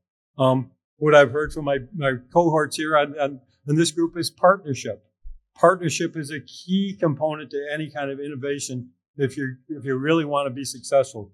Finding partners that want to share their resources, and most do, like I said, as well as building trust. Trust and relationships are a key component, not just for students, but for employers and understanding. We all hear war stories or nightmares about I tried to work with this agency and I had to jump through so many hoops. Well, our role as MTech is to help go through those hoops, help navigate those hoops, and realistically find ways through the resources as well as funding. we tap into lots of different funding sources to help find those solutions, because businesses itself today have enough challenges already finding employees, but also funding those trainings and other resources. So we help navigate that. So realistically, it's about the partnerships, about giving and not expecting anything in return. And over the course of my many years working in these environments, workforce development, that if you give, you'll always get something in return, even if you're not asking for it. And those relationships and those trust are really a key component to being successful in any endeavor you do. I love that mode, that giving mode. Thanks, Jeff, for that. That feels good, Kathleen. We were going to ask, like, how do you collaborate with But I have business? to tell you, I love the whole direction that this panel is going in, because somehow we're all, kind of feeding off of each other. I think one point that I want to make about career and technical education in any setting is that much of it is regulated by New York State Department of Education, whom I will forward lovingly refer to State Ed. They really have a lot of requirements and a lot of regulations for us in order to be able to run these programs. So we are regulated by the state to keep contact and maintain contact with our business and industry partners. We are regulated to make sure that every one of our programs goes through a rigorous 5-year reapproval program. I had the good fortune of speaking at a local Rotary group about 2 weeks ago and identified a retired assistant principal. So, he became my focus during our presentation. And I asked him, I said, you've spent so many years as an administrator. When did State Ed come down and take a look at your curriculum for physics? When did they come and take a look at your curriculum for English 12? And the answer is never. And they don't. They provide a set of standards, and then it becomes our mission to meet those standards. In career and technical education, every 5 years, we have to submit this huge packet of information, right? What do we do? What does our curriculum look like? Who are our industry partners? What are our post-secondary relationships? Because that is all intrinsic to a career and technical education program. So what I will say is, we've met those things, right? We can meet those things, but the challenge becomes taking it to the next level. So how do we take it to the next level?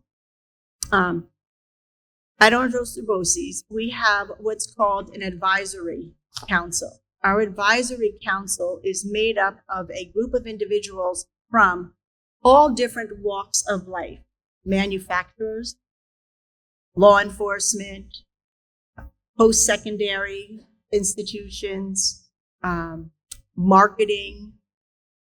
Everybody has a role. We have representatives from underserved youth, and we meet 8 times a year in a formal meeting, right? So we can start to talk about, are we really preparing our students for the workforce? In addition to that, we have what's called a craft consultant group.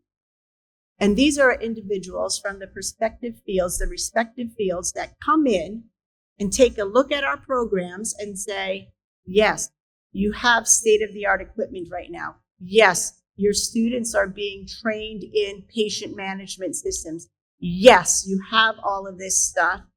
And then there's a long list of, but guess what else is happening? Guess what's new? And I love craft consultant meetings, because the next morning there's a long line outside my door of all the new things that we need to get, right? So there's a very, very strong commitment to keeping pace with all of that. And to that point, our feedback from our advisory council, our business industry partners, have been, and this is along the lines what the commissioner was speaking of, the soft skills, we call them employability skills, that we are producing a workforce with great manual skills, with great trade skills. But here's where we're missing the mark. We're missing the mark in employability skills, right? things like, if you need to call out for work, please do so in advance. Let us not discover that you're not showing up for work because you're not here. If you, for some reason, maybe can't come to work, be mindful of how that impacts your team and how that's impacting people. And I find that there's, in the conversation I'm in, there's some back and forth about whose responsibility is that. Correct. Yeah. You know, and it's simple things like dressing appropriately. My favorite is your email handle. Have an appropriate email. Right. Yeah. Right. So. Yeah. Because it's important for our students to recognize that all of that creates a perception of who you are as a potential employee. So that has been the focus of our advisory group for the last 2 years, getting feedback, finding out the challenges that the workforce is having. And again, the feedback that we were getting was kids are coming in with great skills, great hard skills, great technical skills, but it is that employability piece. Yeah. So through a grant that we have created a position that's called our workforce developer position. And the role of that person is going to be, of course, we'll do, our little trade where we'll invite our speakers in. We will do all of the things that help students to become aware of potential opportunities in careers. This is a little more specific to how do we prepare you for the interview? How do we prepare you as an employee to interact with customers? How do we employ you to learn how to work collaboratively with each other? And more importantly, what we want our students to be able to do is to not only come into your organizations and to do a good job, but we want them to be a leader in whatever that field is. So what are the skills necessary that when you land that job, you become the person that your employer is depending upon? Thank you. Yeah, You're I welcome. believe we're hearing the same things as well, probably in all the places, and it's becoming part of, I know, the grants we're looking at and the curriculum we're all designing. John, let me change gears just a little bit and be forward-looking. I think we're probably all talking about AI. So in the spirit of like partnerships, how are you getting prepared for AI? Who are you talking to? What are you learning? How do you see that impacting education moving forward? I think first and foremost, AI is not going anywhere. All right, I just want to put that out there. Like anything, AI is a tool. It's going to fundamentally reshape the workforce ecosystem. And when I talk about the ecosystem, who's the driver of the ecosystem? Employer. Employers are going to want to automate things. They're going to want to create efficiencies, and they're going to want to build capacity, right? So it's not about whether or not I'm going to lose my job. It's about what new skills are you going to need to be able to do the job. And I think for me, professional development, I heard Bill Daggett is actually in the room. I was fortunate enough to actually hear him talk about AI. Professional development is going to be key. And I think as educators, we need to accept that we know a lot of things, but sometimes we're not necessarily the expert. So it's going to take us to partner with employers intimately in a new way to really figure out what are the skills that they need with these new emerging careers, right? Think about it, right? What happened to our toll booth operators?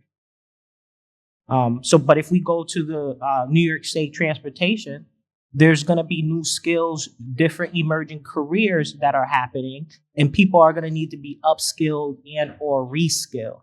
So I think it's about one, accepting that AI is here and it's going to make us transition in a new way quickly, and really partnering with employers, the experts that are doing it day to day, and working with them to figure out what the emerging skills are.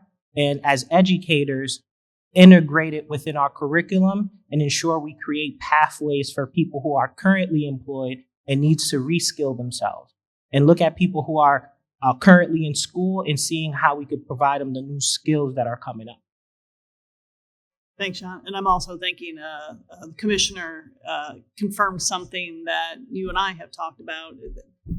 Individuals are going to come in and out of education all of the time. And that's probably something Dr. Gervasi and I are very aware of with our institutions, points of entry in and out of higher education. It's going to all education, all training. It's going to look different. I think as educators, we can't just look at degrees as just associate's degrees, bachelor's degrees, master's degrees. We need to look at it as credentials. We need to create on-ramps that look different. We need to create off-ramps that look different. And we need to make sure that the skills that they're learning is transferable into another degree that we actually have, right? Cross-sectional. Yeah. Aaron, I heard the commissioner talking about like digital literacy. I wonder if like we're beyond like digital natives, right? Like the population you work with day in, day out, like at this point, like they've not even known life without smartphone, right?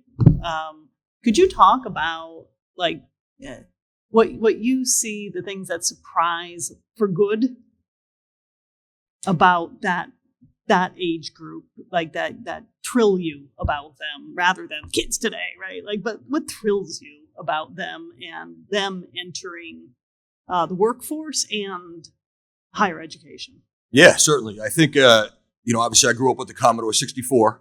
So, I think anybody in this room that actually understood what that is probably all right. But love the Commodore. I think, unfortunately today, I think kids have another appendage, and that appendage has become the cell phone. The cell phone has obviously pros and cons. But I want to go back for 1 second and kind of think about something, quite frankly, I didn't reiterate earlier today when I had my opportunity to speak. We have a tremendous focus on advanced manufacturing in Pine Bush High School. In fact, we were the first high school in the country to receive a $250,000 naming rights grant from Haas Automation, a California-based company, in support of our Haas Innovation Center. So when I tell you, our kids are walking out of here with tremendous credentials, tremendous skilled labor, and we've done over 300 industry tours since COVID, just to kind of put that in perspective. So anybody want to come on in, see what we got going on? You want to come meet our students? You want to potentially look for employees? Terrific. But going back to the initial question here, let me kind of put it in perspective. I think kids today have an opportunity, and I think that opportunity is sitting in that phone. I do believe there's an opportunity because here's the deal. We all recognize that they now have a walking computer in front of them. So if you don't have the answer in front of you, you don't have to go to the library. You don't have to pull out the Encyclopedia Britannica. They can immediately look it up. Good teachers are using those cell phones to encourage students to find answers to questions, problems, explore different avenues. I will also tell you there's a significant detriment because, again, if you look at the amount of screen time our students are on and the lack of social interactions that it's causing, all right, I am not a proponent of cell phones in the instructional spaces. I say that very candidly. I don't know what other people think. That's my personal opinion. But I do believe strongly that there is a significant value to being fluid in digital literacy. Again, it's not just a cell phone. It's computers. It's AI. We are encouraging our teachers now to actually explore using AI, Canva, ChatGPT. The reality is you can create lesson plans. You can have it program assignments. But again, what we're also seeing is kids have also adapted to that. They are using AI to write essays, to write papers, to write emails. And sometimes, on a positive way, they're using it to write resumes. So again, we also, and just like Kathleen Smith, Pine Bush High School has a New York State approved CTE program, and everything she talked about in terms of the rigors to get approved and the reinstatement process, it's real, it's a big deal. And again, that leads itself to the fact that you want to produce students who are well-rounded, not just have a skill, they are well-rounded. And that well-rounded skill set includes digital literacy. You need to be able to communicate. The idea of only being able to talk on a cell phone or how these kids write today, they write like they text, it's not acceptable. So I believe going back to an older form, all right, of basic teaching, all right, regular literacy, because again, if you look at New York State, there's a big push right now for the science of reading, because what we've done is we've created everything as a snapshot, a headline, Instagram. Most of the kids are receiving the news today from TikTok as opposed to learning possible more reputable sources. So again, the idea of understanding that everything you read on the digital, front doesn't necessarily have to be accurate. All right. So the idea of teaching students reputable sites, understanding how to identify what a reputable site is, as opposed just because you saw a headline doesn't mean it's accurate. So I think that's incumbent upon not only high schools, all right, but going even further. Elementary schools, we stopped teaching cursive. All right. If I wrote something in cursive, my kids can't read it. All right. I'll take it one step further. The digital clock. Remember when we were younger, you the 3 on this hand, No, we're now at a digital clock because our kids can't read clocks. All right. Understand that we also have to now adapt to where these kids are going from and where they're learning to. But I do not want to minimize the value of the skilled trades. And I'm going to close with this one story. I had the opportunity, a bunch of my teachers decided they were going to take the Haas credential. All right. We have a partnership with Haas. I said, you know what? I'm going to lead from the front and I'm going to take it as well. It's an online course, about 13 different modules. And again, you saw earlier, I'm a secondary ed social studies teacher, so my background was not in any of these areas.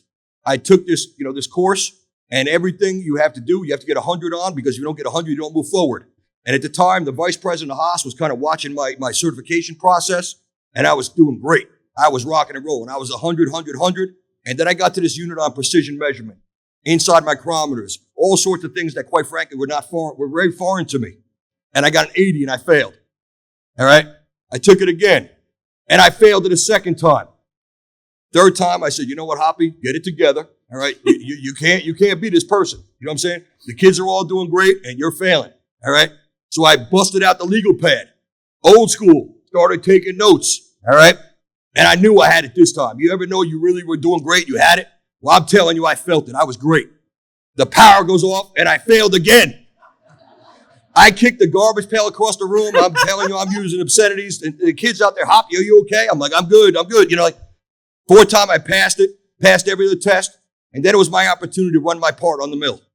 I ran my part. I passed it. I earned my industry credential. And I'm not going to say I ran upstairs. I don't run anymore. All right. I walked briskly upstairs and I went to my secretaries and the assistant principals. And I said, hey, look at this. This meant something to me. All right. It sits on my desk today. And I'm going to tell you something. The idea when a young man, young woman earns an industry credential, that is their degree. All right. It is a big deal. And the more we empower those students to understand that it's a valuable skill set that they've earned, the better they will do in society and in their futures. Thank you. Thank you. All right.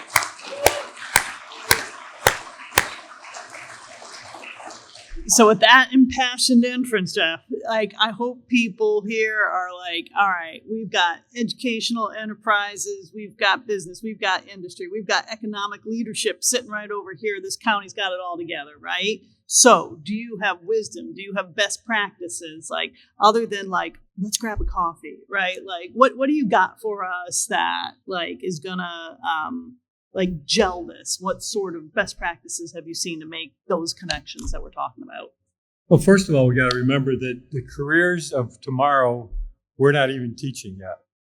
The careers of tomorrow are all these skills. When we talk about AI, it's just one example of technology innovation that is constantly bombarding all of our students and children growing up today. So we got to remember that we don't know everything.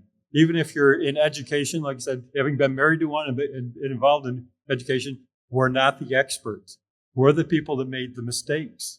And we have to learn from mistakes and let children know it's okay to make mistakes and okay to fail. The example being we learn from what we consider failure. Failure's got a negative connotation to it, but it's really a learning opportunity. It's an opportunity for us to understand the world our children are in that we have no clue about. They said it's new. The world that children are faced today is more information than we could ever imagine sometimes as we were growing up. So what are some of those roadblocks and some of those best practices? First of all, don't try to control the environment. You got to understand it. You got to know what the inputs are. You got to understand what the consequences are. You got to understand what influences whether you have a successful career or not, and navigating that, because there's so many inputs into anything. Our world is complex, and like I said, complexity has many different issues that come into play that influence it. There is no one single pathway, and that's the other piece that we have to remember is as part of education and getting students prepared for the workforce is creating a clear pathway for what they want. And I know our educators on the panel here understand that, in creating those ways for our students to know if I want to do this, how do I do it? Well, we do it through internships. We do it through other opportunities to let them understand what could be happening. I like to equate internships to something I may not want to do in the future. I always tell young people I run into, say, go take that job that you think is going to be your next big career, and don't take it as a career, because we know today most young people, I can say that from my perspective, being the old guy on the panel here, that those careers are 18 months long usually. A very high turnover. It's probably even shorter than that in today's workforce, that people change different jobs. And those different jobs are exploration into careers. And when you find something, you might stay a little bit longer. But if you're not comfortable with it and the culture of the organization, you may be changing it quicker. I said, I own two millennials myself. And I said, now they're the old people from the standpoint of generational stuff. But they tell me a lot about what's going on in the workforce. I see it on a daily basis working with the different employers we work with. But it's that component we have to look at. So if you're looking for innovation, we have to grow weeds, not crops. From the standpoint that that's the rainforest analogy. Growing weeds, not crops. Weeds are an interesting piece, because in a rainforest, those things that you may consider a weed may be the next new medicine. In our workforce, in our educational system, those weeds may be the student that has a different mindset in how they learn and how they may be innovative.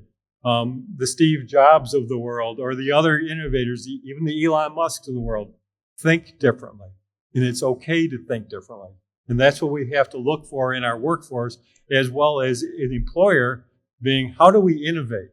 We don't take the standard, we've always done it this way, because what's that going to lead to? That's going to lead to stagnation.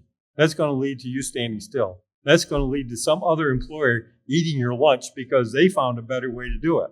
And that's the people you want in your workforce, are the people that think differently and think beyond the scope of, we do it this way and this is the only way we do it. And God forbid state education comes in. Like I said, having worked in higher ed myself, if we wanted to get a new curriculum, it usually took at least 2 years. And that was on a fast track.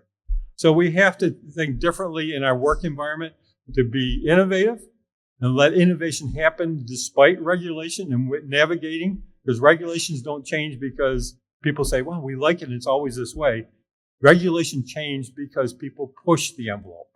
And when the workforce, we have to push the envelope for education to take place, as well as for business to grow and economic development to happen. So that's, I guess, when we talk about best practices, it's being innovative and don't stifle and knock those silos down whenever you have an opportunity, because silos would stop innovation, stop growth. Thank you. I think there's time for like a 30-second cherry on the top of the discussion. If you have any concluding remarks or anything there wasn't an opportunity to say. I'll speak. I knew. I knew. Yeah. You know what? I'm going to take this opportunity just to say thank you, because you know what? There are a lot of people in this county that have given back to Pine Bush High School on a very, very, very significant basis. The opportunity that our kids have to go into your businesses, for you to speak to our kids, it's a big deal. And I will tell you, thank you from my bottom of my heart, because you know what? This is a great county. You got great leadership. And I appreciate everybody that's come out to help Pine Bush High School students. Have a great day.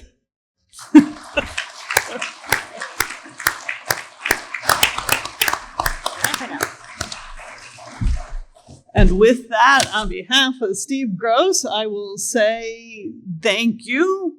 Thank you to the panelists. Thank you for what you do for the workforce of the future. And Steve, would you like me to say, thusly concludes the first panel? What a great panel we've had so far today. Exciting program. And it's not over.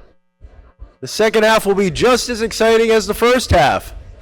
And we have a fantastic speaker starting off with County Executive Steve Newhouse. So, where does it begin? It all begins with leadership and vision. It's at the core of every vibrant community. And Orange County has experienced significant economic expansion over the past 10 years. And much of that success is due to the fact that we have a U.S. naval commander at the helm of our county government. County Exec Steve Newhouse has personally made economic development a daily priority of his administration. Trust me, he calls us every day looking for jobs, calling, where's the employment opportunities? I want more and I want better. We hear it all, and we're doing it. So positive job creation and more employment opportunities, the expansion of the property and sales tax bases in Orange County, more opportunities for entrepreneurship, enhanced quality of life, additional recreation opportunities, cultural and leisure opportunities for our citizens and families, and taxes cut, as we mentioned, 4 years in a row. Ladies and gentlemen, it gives me great pleasure to introduce Mount St. Mary graduate and our Orange County executive, Steve Newhouse. County executive, come forward.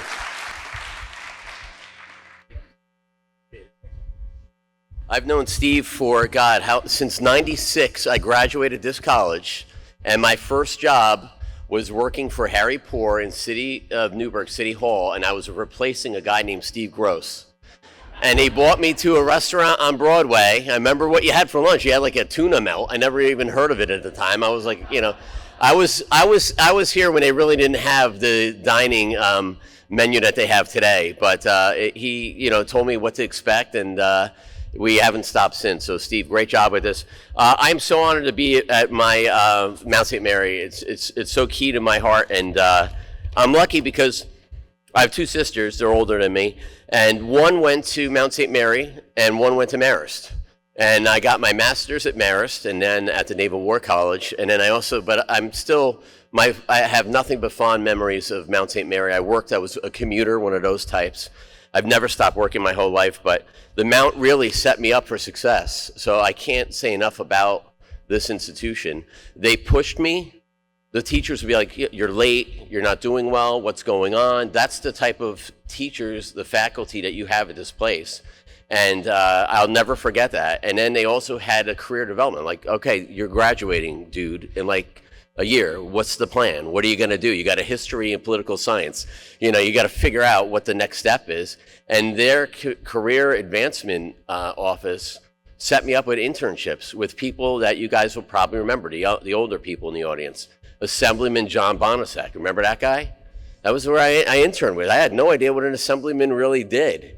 And anyway, that's enough about the Mount. I promised the president that I would give a quick housekeeping tool. I have two of them. One's for Johanna, one's for the Mount. One is they have a career fair here, Accounting, Business, and Cybersecurity, Wednesday, October 9th from 4 to 6 p.m. here at the Aquinas Atrium. And they're calling all businesses. So recent graduates, graduating seniors, alumni, internships, full-time positions, whatever it is. And you can scan this QR code afterwards. I'm sure they're outside.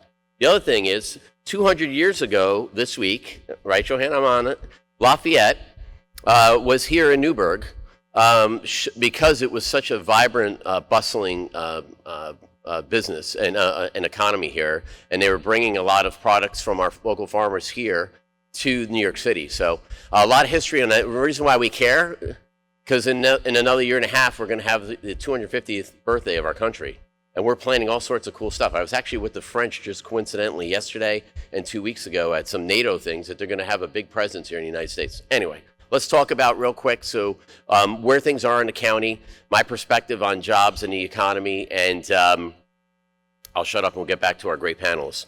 So first off, next Tuesday, really there's two main jobs as a county executive.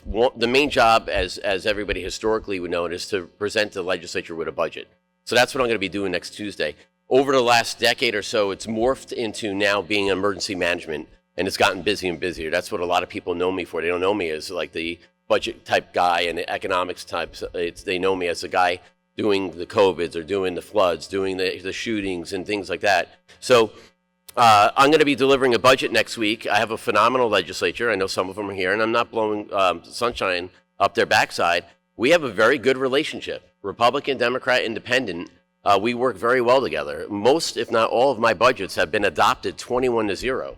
And the reason why I say that and why I'm proud of that, I'm the president of the County Execs Association in New York State, 62 counties. I'm also on the board for the national. They are chaos in some of these counties. Hostile, fighting, Democrats fighting Democrats, Republicans fighting Democrats, fighting Republicans, and everybody in between. So I am super proud of what we have here in the county. What does that mean? When you get all that fighting aside and you can actually get stuff done, right? We have the lowest tax rate ever, and I'm not trying to give you a campaign speech, so I just want to talk about really why we're here today, workforce in a minute. But we have the lowest tax rate since the 60s. And we have so much great stuff going on. We're investing heavily in infrastructure, big priority for me, but also for a lot of my legislators and the residents. Joe Menuda is one of them, probably the biggest guy. All he does is complain on Facebook about the state infrastructure. Well, we're fixing roads and bridges. We like it. One of my expertise in the Navy is a CB, Combat Warfare Officer. We build and we fight. We like to build bridges. We like to build airports. Anyway, so the county's doing great. We have the best bond rating in New York State. There's 5 other people, or 5 of us, that have that best bond rating. So we are the top, and that's because of the cooperation. And really, the legislature and I can't take all the credit.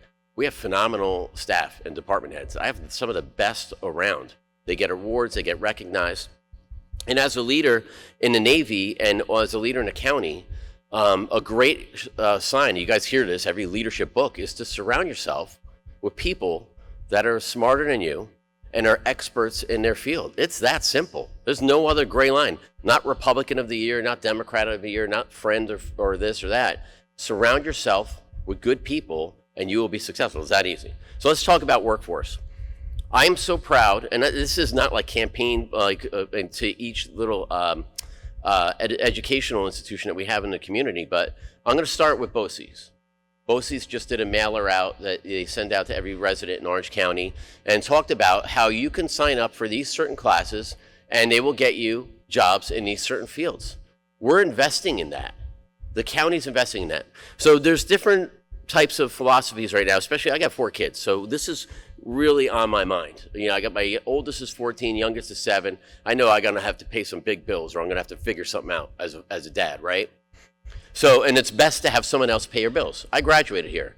I paid my last student loan here 8 years ago, right? In my 40s. I wanna do better for my kids than that, right?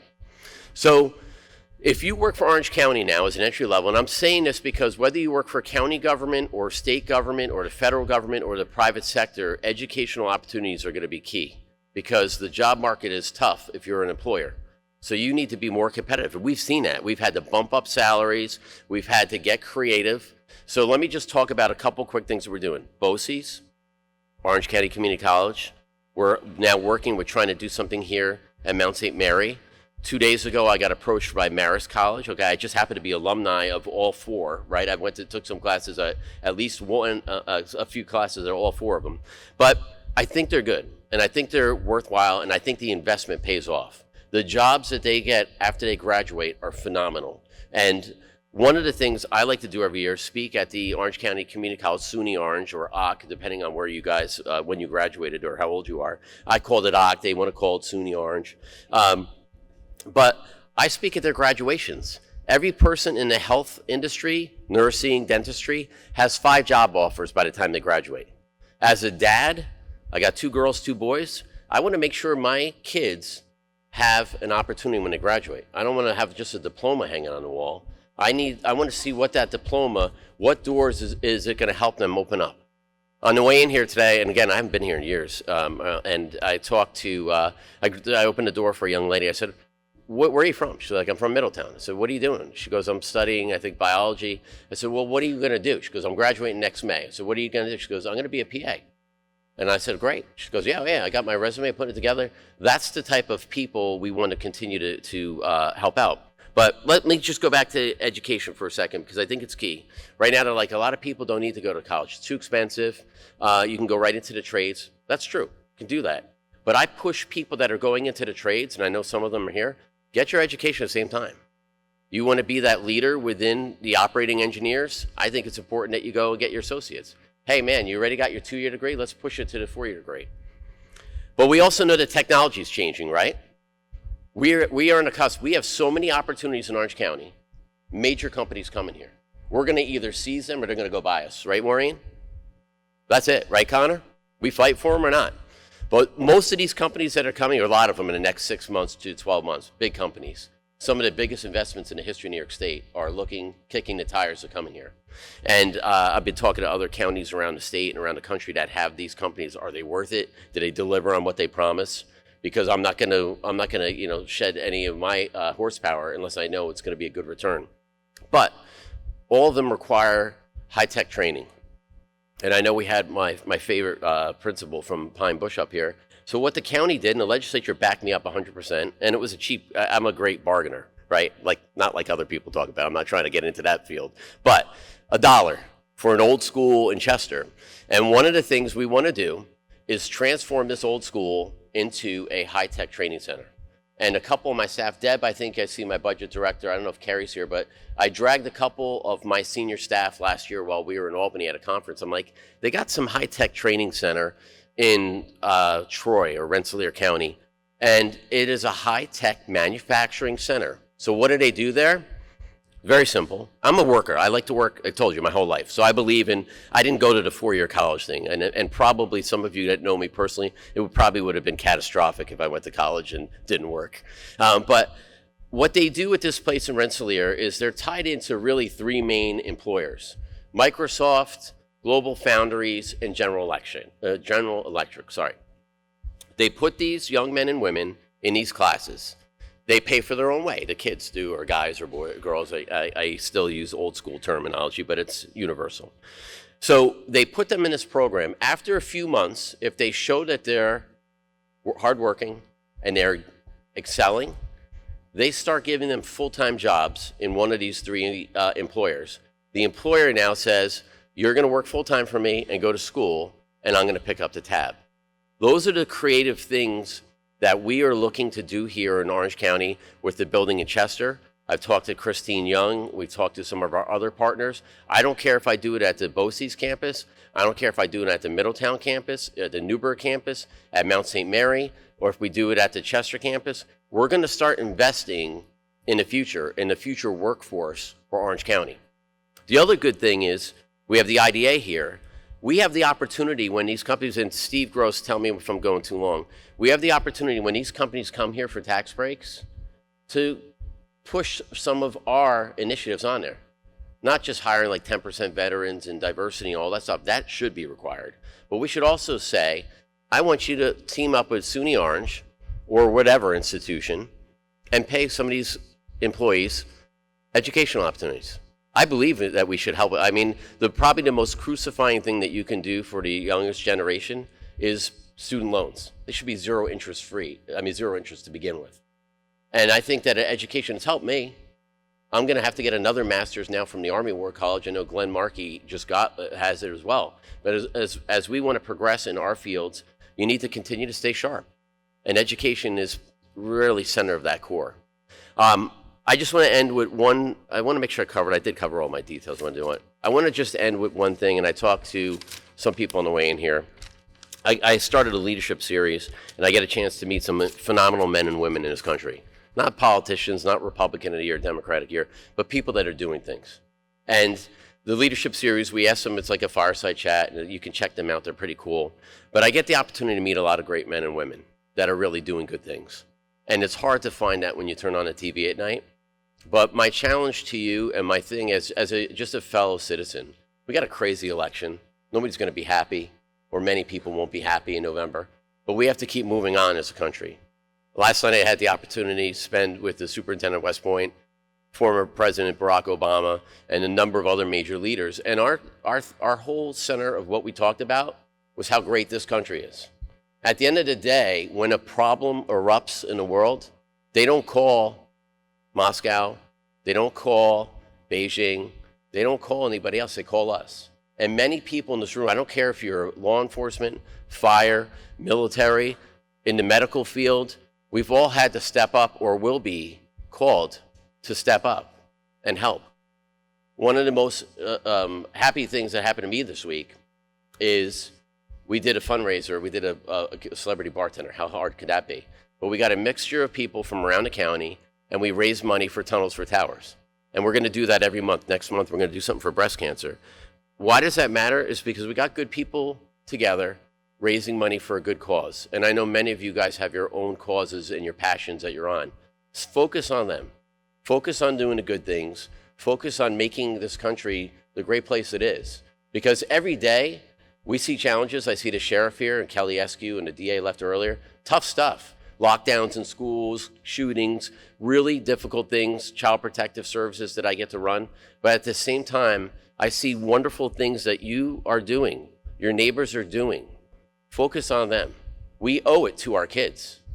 We owe it to our grandkids to give them the country that gave us the opportunities.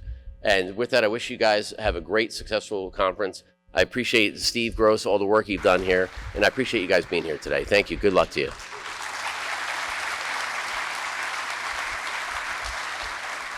You want to know why Orange County is so successful?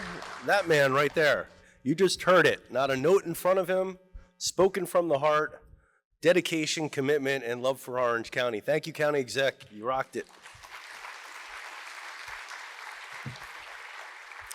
I also want to recognize, partners in county government. We have a lot of department heads here today, and I'm going to say your name. If you could all stand, we'll give the applause at the end, just in the spirit of time here. County Executive, Deputy County Executive Harry Poor. I know he was here. He might have snuck out a little bit earlier. Our Director of Operations, Tim Flanagan. Assistants to the County Executive, Mary Pat Smith and Rebecca Sheehan. County Attorney Rick Golden. Paul Wiley, our Director of Real Property. Nicole Anderson, our Director of Community Development. Steve Knob, Director of Employment and Training. And Steve, thanks for all you do. Your department is integral in this conversation as well. And also like to thank Chrissy Patsalos and many of your other staff members. Deb Slazinski, our Budget Director. Kerry Gallagher, our Commissioner of Finance. Renee Arnold O'Regan, our new Commissioner of General Services. Anaudi Esposito, Anaudi Gill, our Director of Human Rights.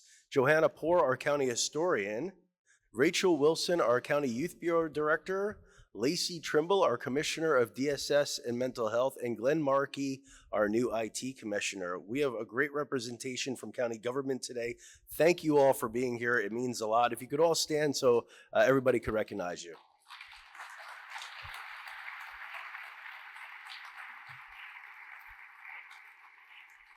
We also have many other partners in the county, such as Todd Hewlett from the Orange County Arts Council. Todd, are you here? You want to give a wave? No, I saw you earlier. Thanks for being here, Todd. And as we mentioned, we're going to keep this program rolling. We've had incredible, exciting discussion. Boy, hard to believe that Aaron Hotmeyer is the principal and not the football coach. Boy, I feel like I'm ready to run through the wall. So, thank you to all those panelists, and what a fantastic, informative day we've had so far. At this point, we're going to move into our second panel. We're going to have, just like we had our first panel introduced by our chairwoman of the legislature, Katie Benelli, our chairman of our Educational and Economic Development Committee, who is also a local architect, will be introducing our second panel. So I am pleased to introduce the Honorable Joe Minuta, architect and lifelong resident of Orange County. Joe graduated in the top 10% of his class at the prestigious Pratt University, where he was fortunate to learn from industry giants and hone his skills with respect to architecture, which was influenced by his family's background in masonry. He was inspired by the beauty of his church when he attended the childhood school of Sacred Heart here in the city of Newburgh. And Joe realized the importance of architecture when it relates to the human experience. His journey led him to significant roles, including serving as the chief architect of BP North America at the age of 29, where he played a key role in the company's national rebranding. Joe has always been committed to public service. After a decade of the architect of record for the Newburgh City School District and serving as the City of Newburgh Architectural Review Commissioner, he's entered politics and addressed the injustices he witnessed going on in society, and was elected to the school board in 2015. He implemented financial reforms and improved many educational opportunities for local students. And in 2017, Joe ran for the Orange County Legislature, engaging with his community across many political lines. He serves presently as the chairman of the Educational and Economic Development Committee, continuing striving to uplift our community. And beyond his professional achievements, Joe is deeply connected to his family. His mother, Jean, is a dedicated educator and in fact graduated Mount St. Mary College as an adult student, which is incredibly interesting. And we thank Joe and his mom for their support of the college. And he's also contributed his architectural experiences to many projects on this campus, showcasing his commitment to education and the community. Please join me in welcoming our architect and our county legislature and chair of our Education and Economic Development Committee, Joe Benuta. Come on up.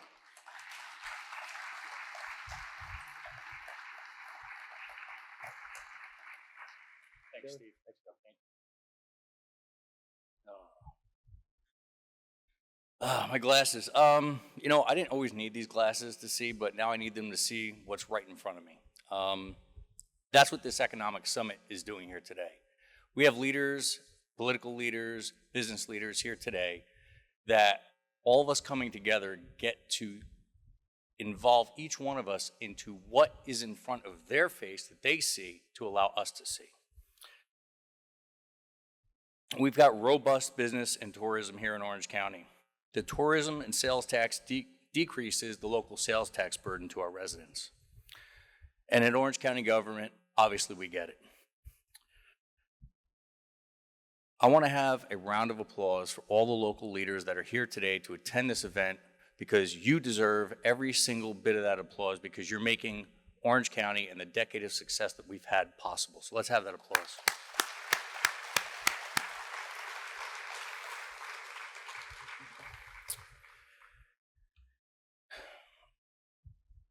With the grace of Chairman Bonelli, Chairwoman Bonelli, I'm honored and privileged to serve as the chair of the Orange County Economic and Education Development Committee.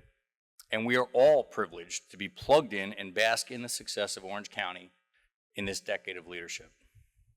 Another amazing part about Orange County is we continue to thrive and reduce taxes. That's despite unfunded mandates and other difficulties placed on local governments from the state. And I'd like to ask every single one of you, all the leaders in here, please press your state representatives. Education is one of the most important things we can do. The panel that's going to be up here is all about education for what we need for employment, right? They're all going to be talking about what their needs are. Well, to meet those needs, you have to have educated individuals. The state notoriously has been put up in about 21% of the share of their 33% that they're supposed to put up. That's fallen to Orange County. That's also fallen to the students. Luckily, Orange County, we see the need for that, and we've been able to make those initiatives and move that forward. However, it's really important, especially, I believe the president of the college is still here, thank you very much, seeing that our education systems, both at the higher level and at our K through 12 schools, are really focused on education, meaning writing, reading, arithmetic, and the arts. Those are the things that we need to be focused on, not all the other things that are happening right now, because that's what our workforce needs. We have Orange County Community College, Mount St. Mary College, Touro College, Cornell Cooperative Extension, Fayette College, and BOCES that are represented here today. If you want those qualified people in your workforce, those things need to be funded. The other thing that helps with our economic development and the success of Orange County is that we see what's needed in Orange County for the development. One thing that you've probably heard, and Steve touched upon it, some of my posts on Facebook, right? Coming down to improvement of our infrastructure.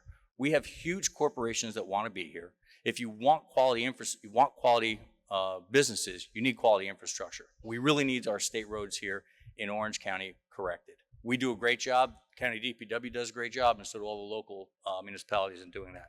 So I would encourage you to please do that.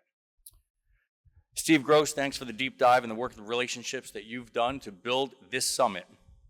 At Mount St. Mary College, we want to welcome the board president and keeping the college viable for higher education right here in the city of Newburgh. Congratulations, Robert Travassi, as president of the college. Thank you for being here today. With all of that, what I would like to do is introduce our panel, because these economic drivers are what are required for employment of talented people. Susan is the director. Thank you. Susan is the director of operation for McKesson's Pharmaceutical Distribution Center in Montgomery, New York. Susan is responsible for all operational activities and P&L accountability across the facility, as well as inventory and accountability and exposure to the risk loss for highly automated distribution center. Her responsibility includes providing the highest possible service to the customer service market base and providing a work environment conducive to superior productivity, safety, quality, and morale. Susan is actively engaged in long-term strategic planning and distribution center where McKesson is the leading pharmaceutical wholesaler with more than $100 billion in annual revenue. Susan began her career at McKesson in 2014 as a planning manager at the Robbinsville, New Jersey distribution center when it opened, and within a year rose to assistant distribution center manager for the highly automated distribution center. In this role, she focused on ensuring operational activities were in alignment with profit and expense goals, ensuring compliance with corporate policies and government regulations, and providing work environment conducive to superior productivity.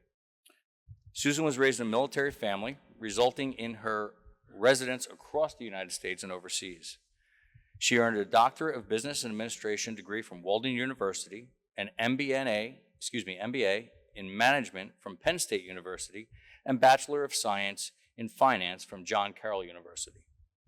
Susan co-authored articles such as Soft Skills in the 21st Century Workforce and is published in International Journal of Applied Management and Technology.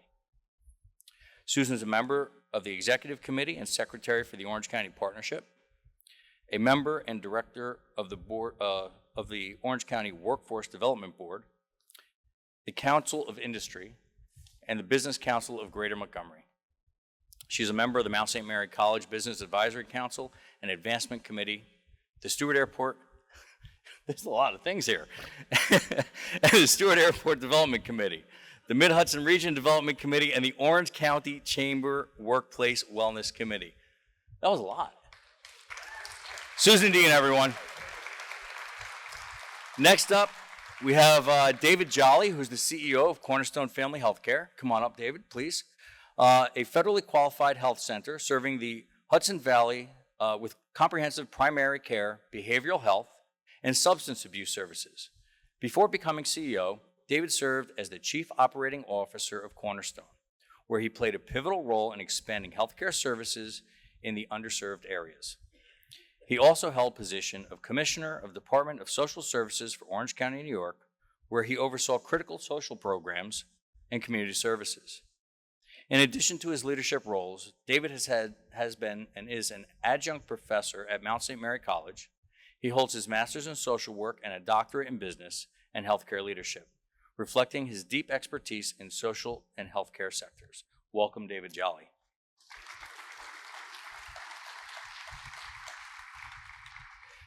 Next up, we have Gilbert Guaring. He's a visionary marketer and sustainability advocate with over 20 years of experience in global creative industries. As a global head of marketing, sustainability, and management at UAP, he works alongside incredible men and women across North America, Australia, Asia, Middle East, and to drive impactful creative outcomes.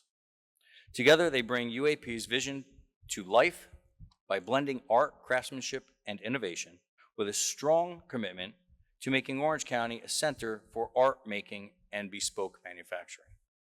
In addition to his role at UAP, Gilbert serves as board president of the Orange County New Arts Council, where he is dedicated to strengthening the region's art presence and contributing to its growth as an important hub of creativity and custom manufacturing. He also founded Be Extraordinary, a not-for-profit empowering small to medium businesses in art, design, and built environment industries with responsible strategic managing. Please come on up.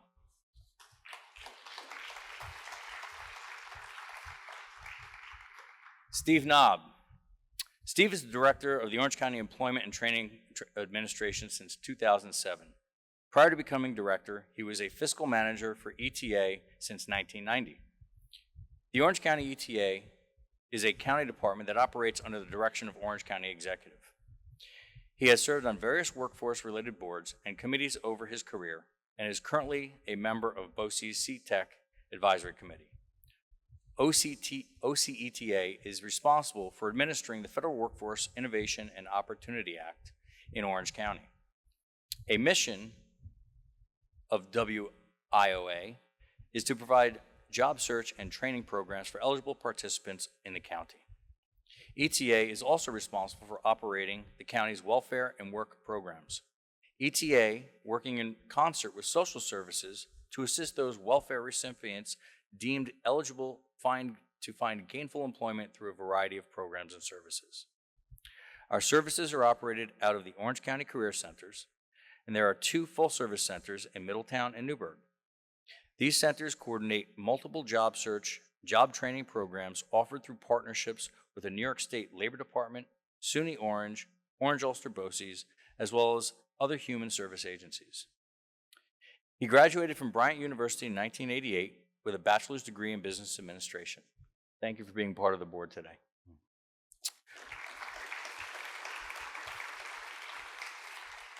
And lastly, we have our panel moderator, someone who I've known for quite a few years now and have absolute respect for what he does.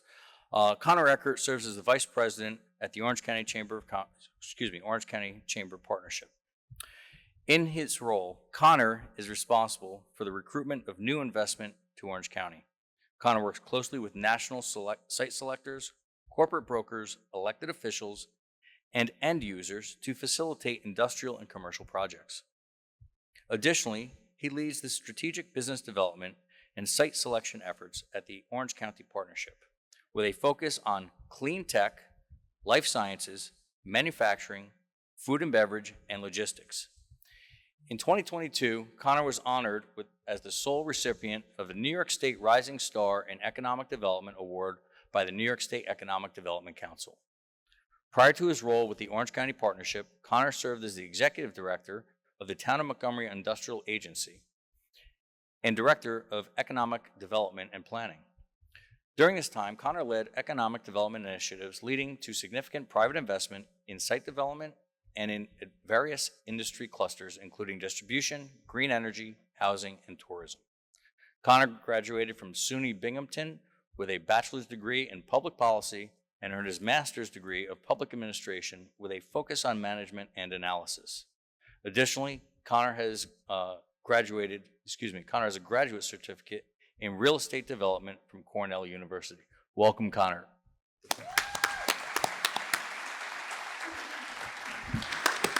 Thank you. I'll leave the show to you. Thank you. All right, here we are, round 2.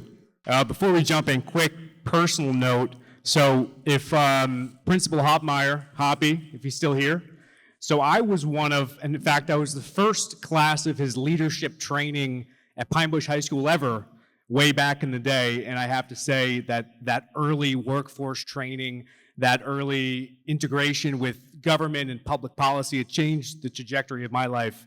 And what they're doing at Pine Bush High School needs to be replicated across the market because it's incredibly impactful. So please give Hop a round of applause.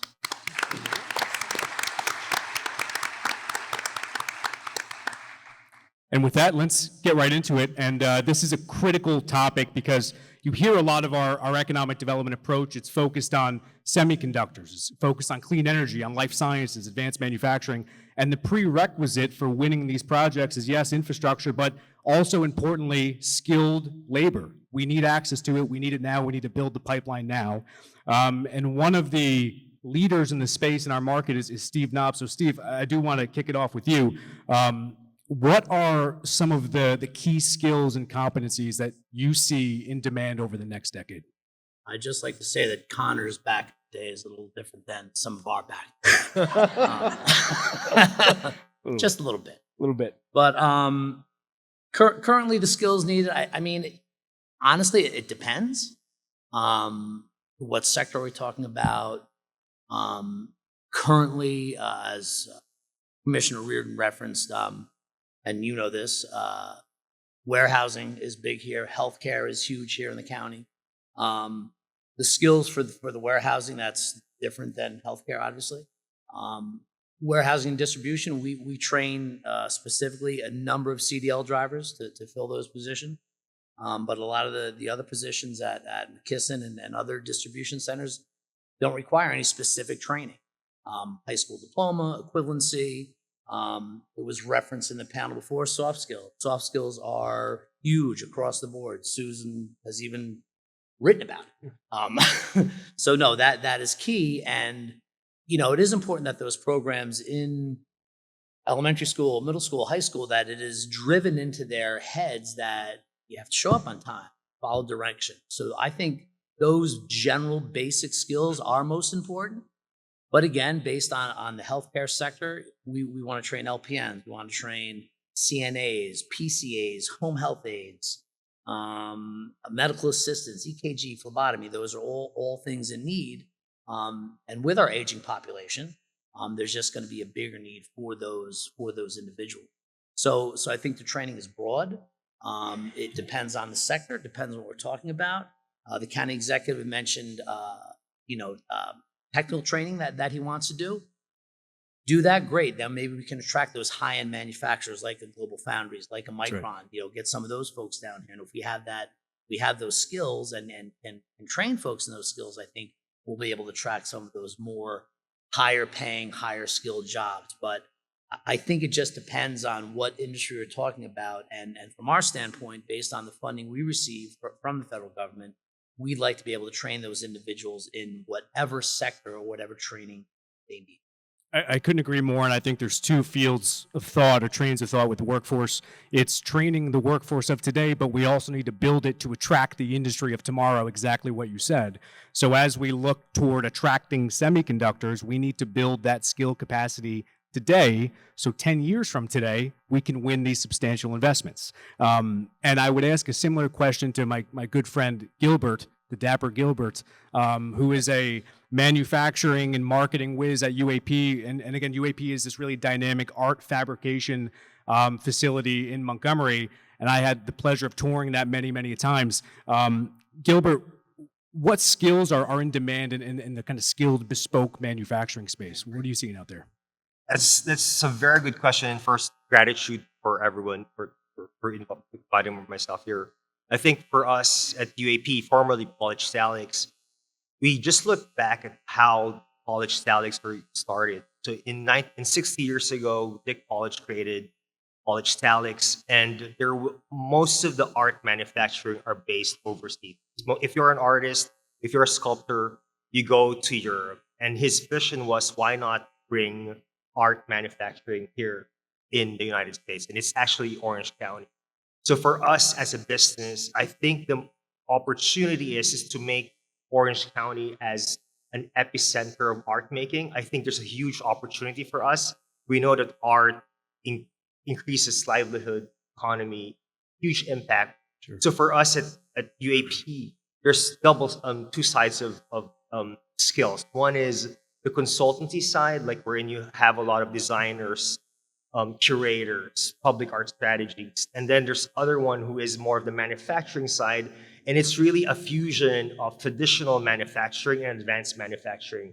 What we are seeing is there's a huge opportunity for AR and AI manufacturing, robotic arms. So we want to bring that here to our foundry. So I think that's exciting for us. We've been casting bronze, like industry-wise, like you're casting bronze for 5,000 years. And what we are doing is we're just like custodians for the next generation of makers. We want to create a business that we're in. You're creating the next makers of the world. So I think that's exciting for us. And to even bring it back to the Pine Bush example, you have a few Pine Bush grads now working at your facility right from Pine Bush, right? We do. So that actually was exciting. So we never do high school tours. Most of our tours were limited to either a client or an artist or a big gallery in New York City. And Pine Bush came to us and say, why not have our students come over? And it was like a big question mark for us. And then if you go back to the vision of, we want to make sure we have the next generation of makers, let them come and see the place. So we actually now have our youngest maker is Derek from Pine Bush. He's 18 years old. So we have a maker 18 years old, and we have 80 years old Mario Nardine. He's no longer about efficiency, Mario. He's about engaging with the younger team members. So that's exciting to see, actually. So yeah. This is how we do it, ladies and gentlemen. This is exciting stuff. And when Hop gave us the tour, he was what you saw today times 50. I mean, he had a Gatorade bottle. He was drenched with sweat. He sold Pine Bush High School, I'll tell you. So let me, and on the stage, notice we have the leaders in our key industry sectors. So advanced manufacturing, healthcare, of course, knob on workforce, and advanced logistics and industrial innovation. So let's go to Dave on the healthcare front. Dave, healthcare, critical industry sector for us, legacy sector, so much innovation happening in the space so fast. I pretend to be an expert because my bride-to-be is a nurse, so I get it secondhand. But what are some of the skills that you see, and how is the industry changing in the healthcare space? Yeah, I think AI is going to have a large role to play in the future, Sure. Especially when we talk about imaging and how that process sort of unfolds. So people, as they're training, are going to have to get increasingly comfortable with that technology and what that looks like.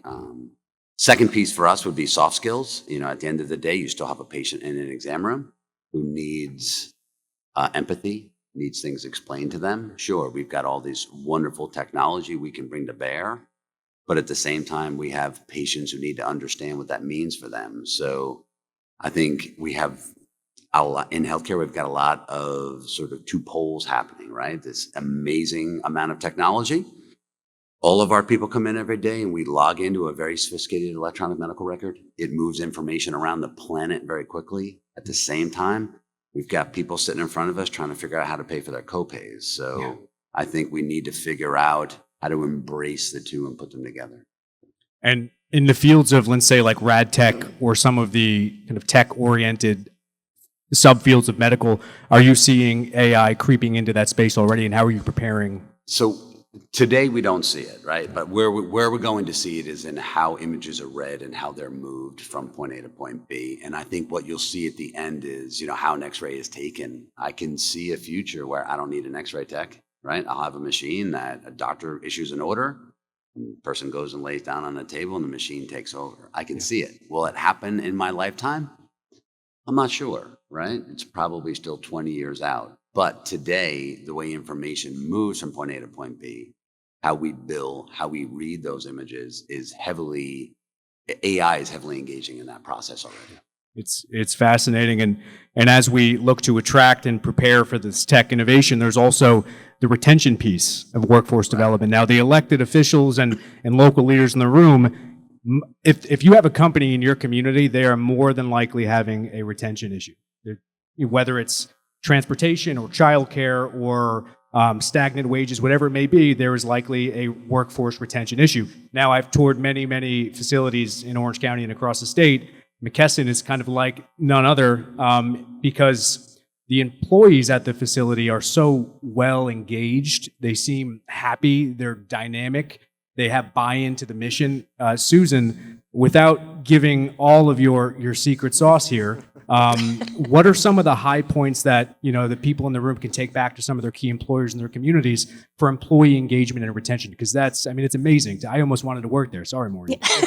So please. We're hiring you, sure.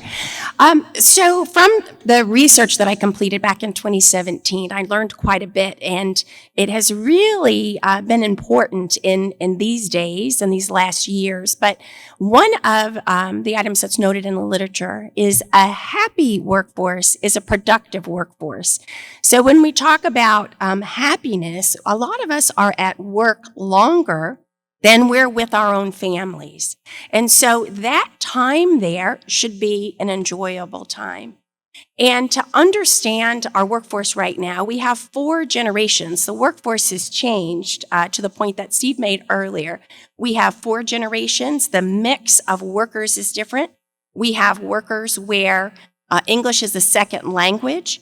So then the question becomes, in terms of engaging, how do we bring this team together? And I guess my visual on that would be a symphony orchestra. You have all of the different instruments, and how do we blend that together to create the music, which is engagement is a tool that helps us to get there, but also to understand the needs of the workforce.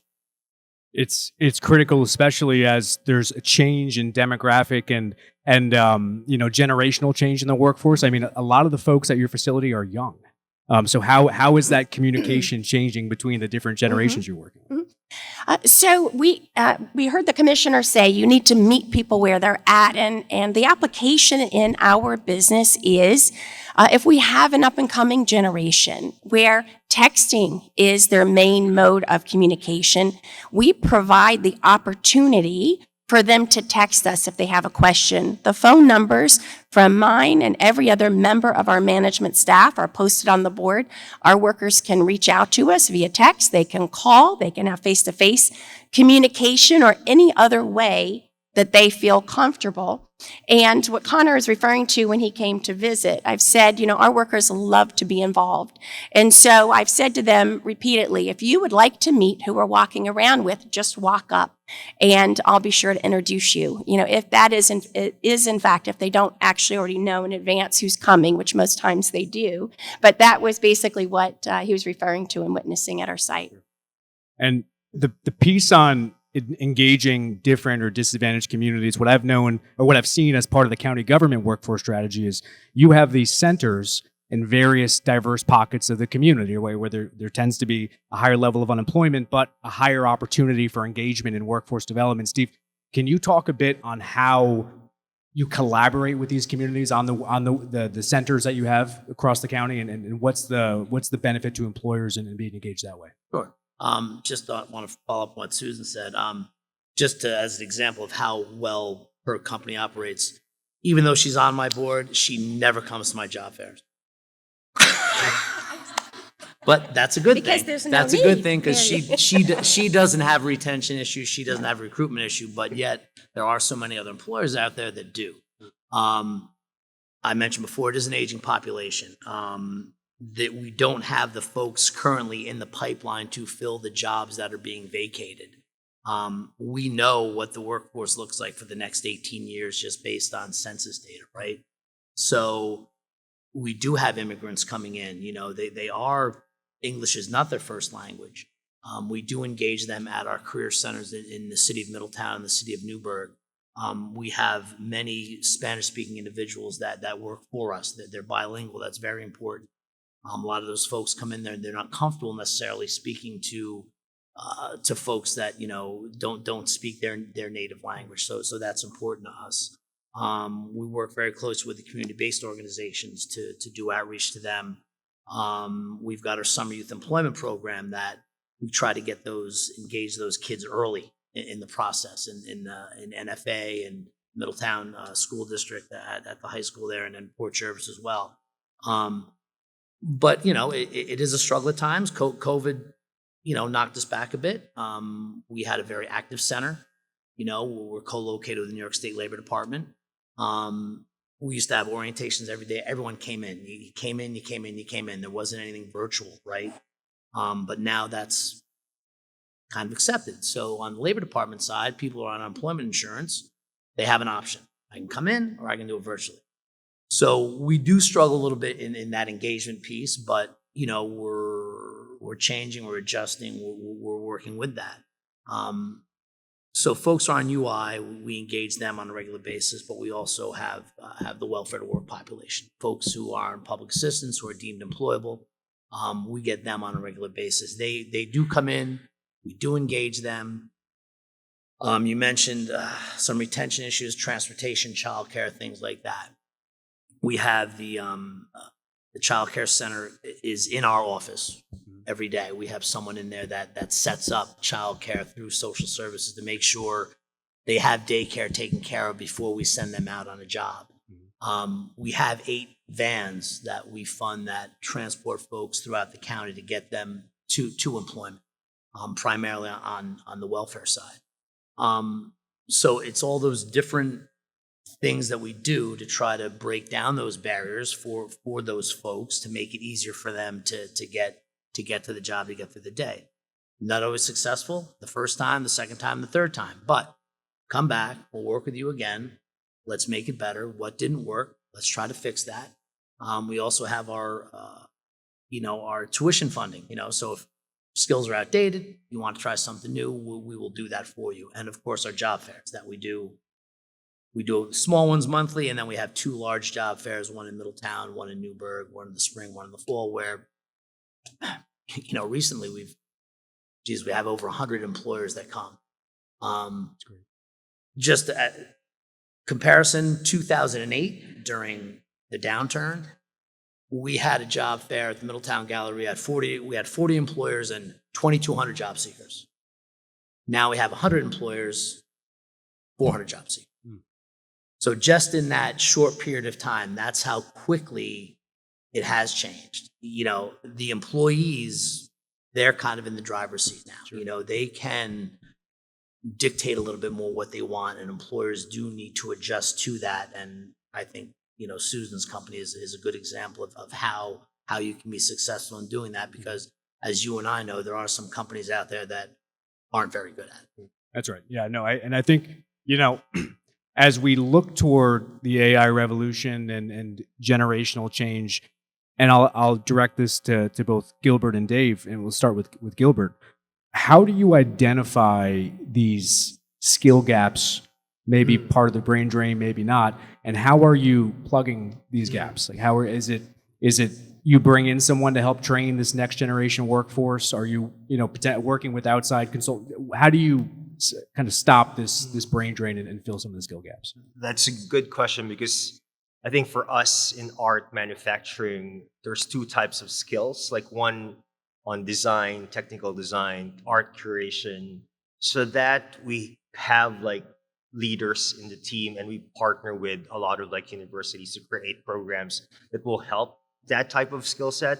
But you have the art manufacturing side, wherein it's good to always have collaboration with apprenticeship models or internship models. So we are doing several investigation of how we can create apprenticeship models to come to the workshop, really have some hands-on experience on doing it. I think also the good thing about it is because I'm now also involved with Orange County Arts Council, like having those programs, seeing with the Arts Council, like Sustainable Arts Program or the Arts Build Confidence for Students. So there's kind of like alignment.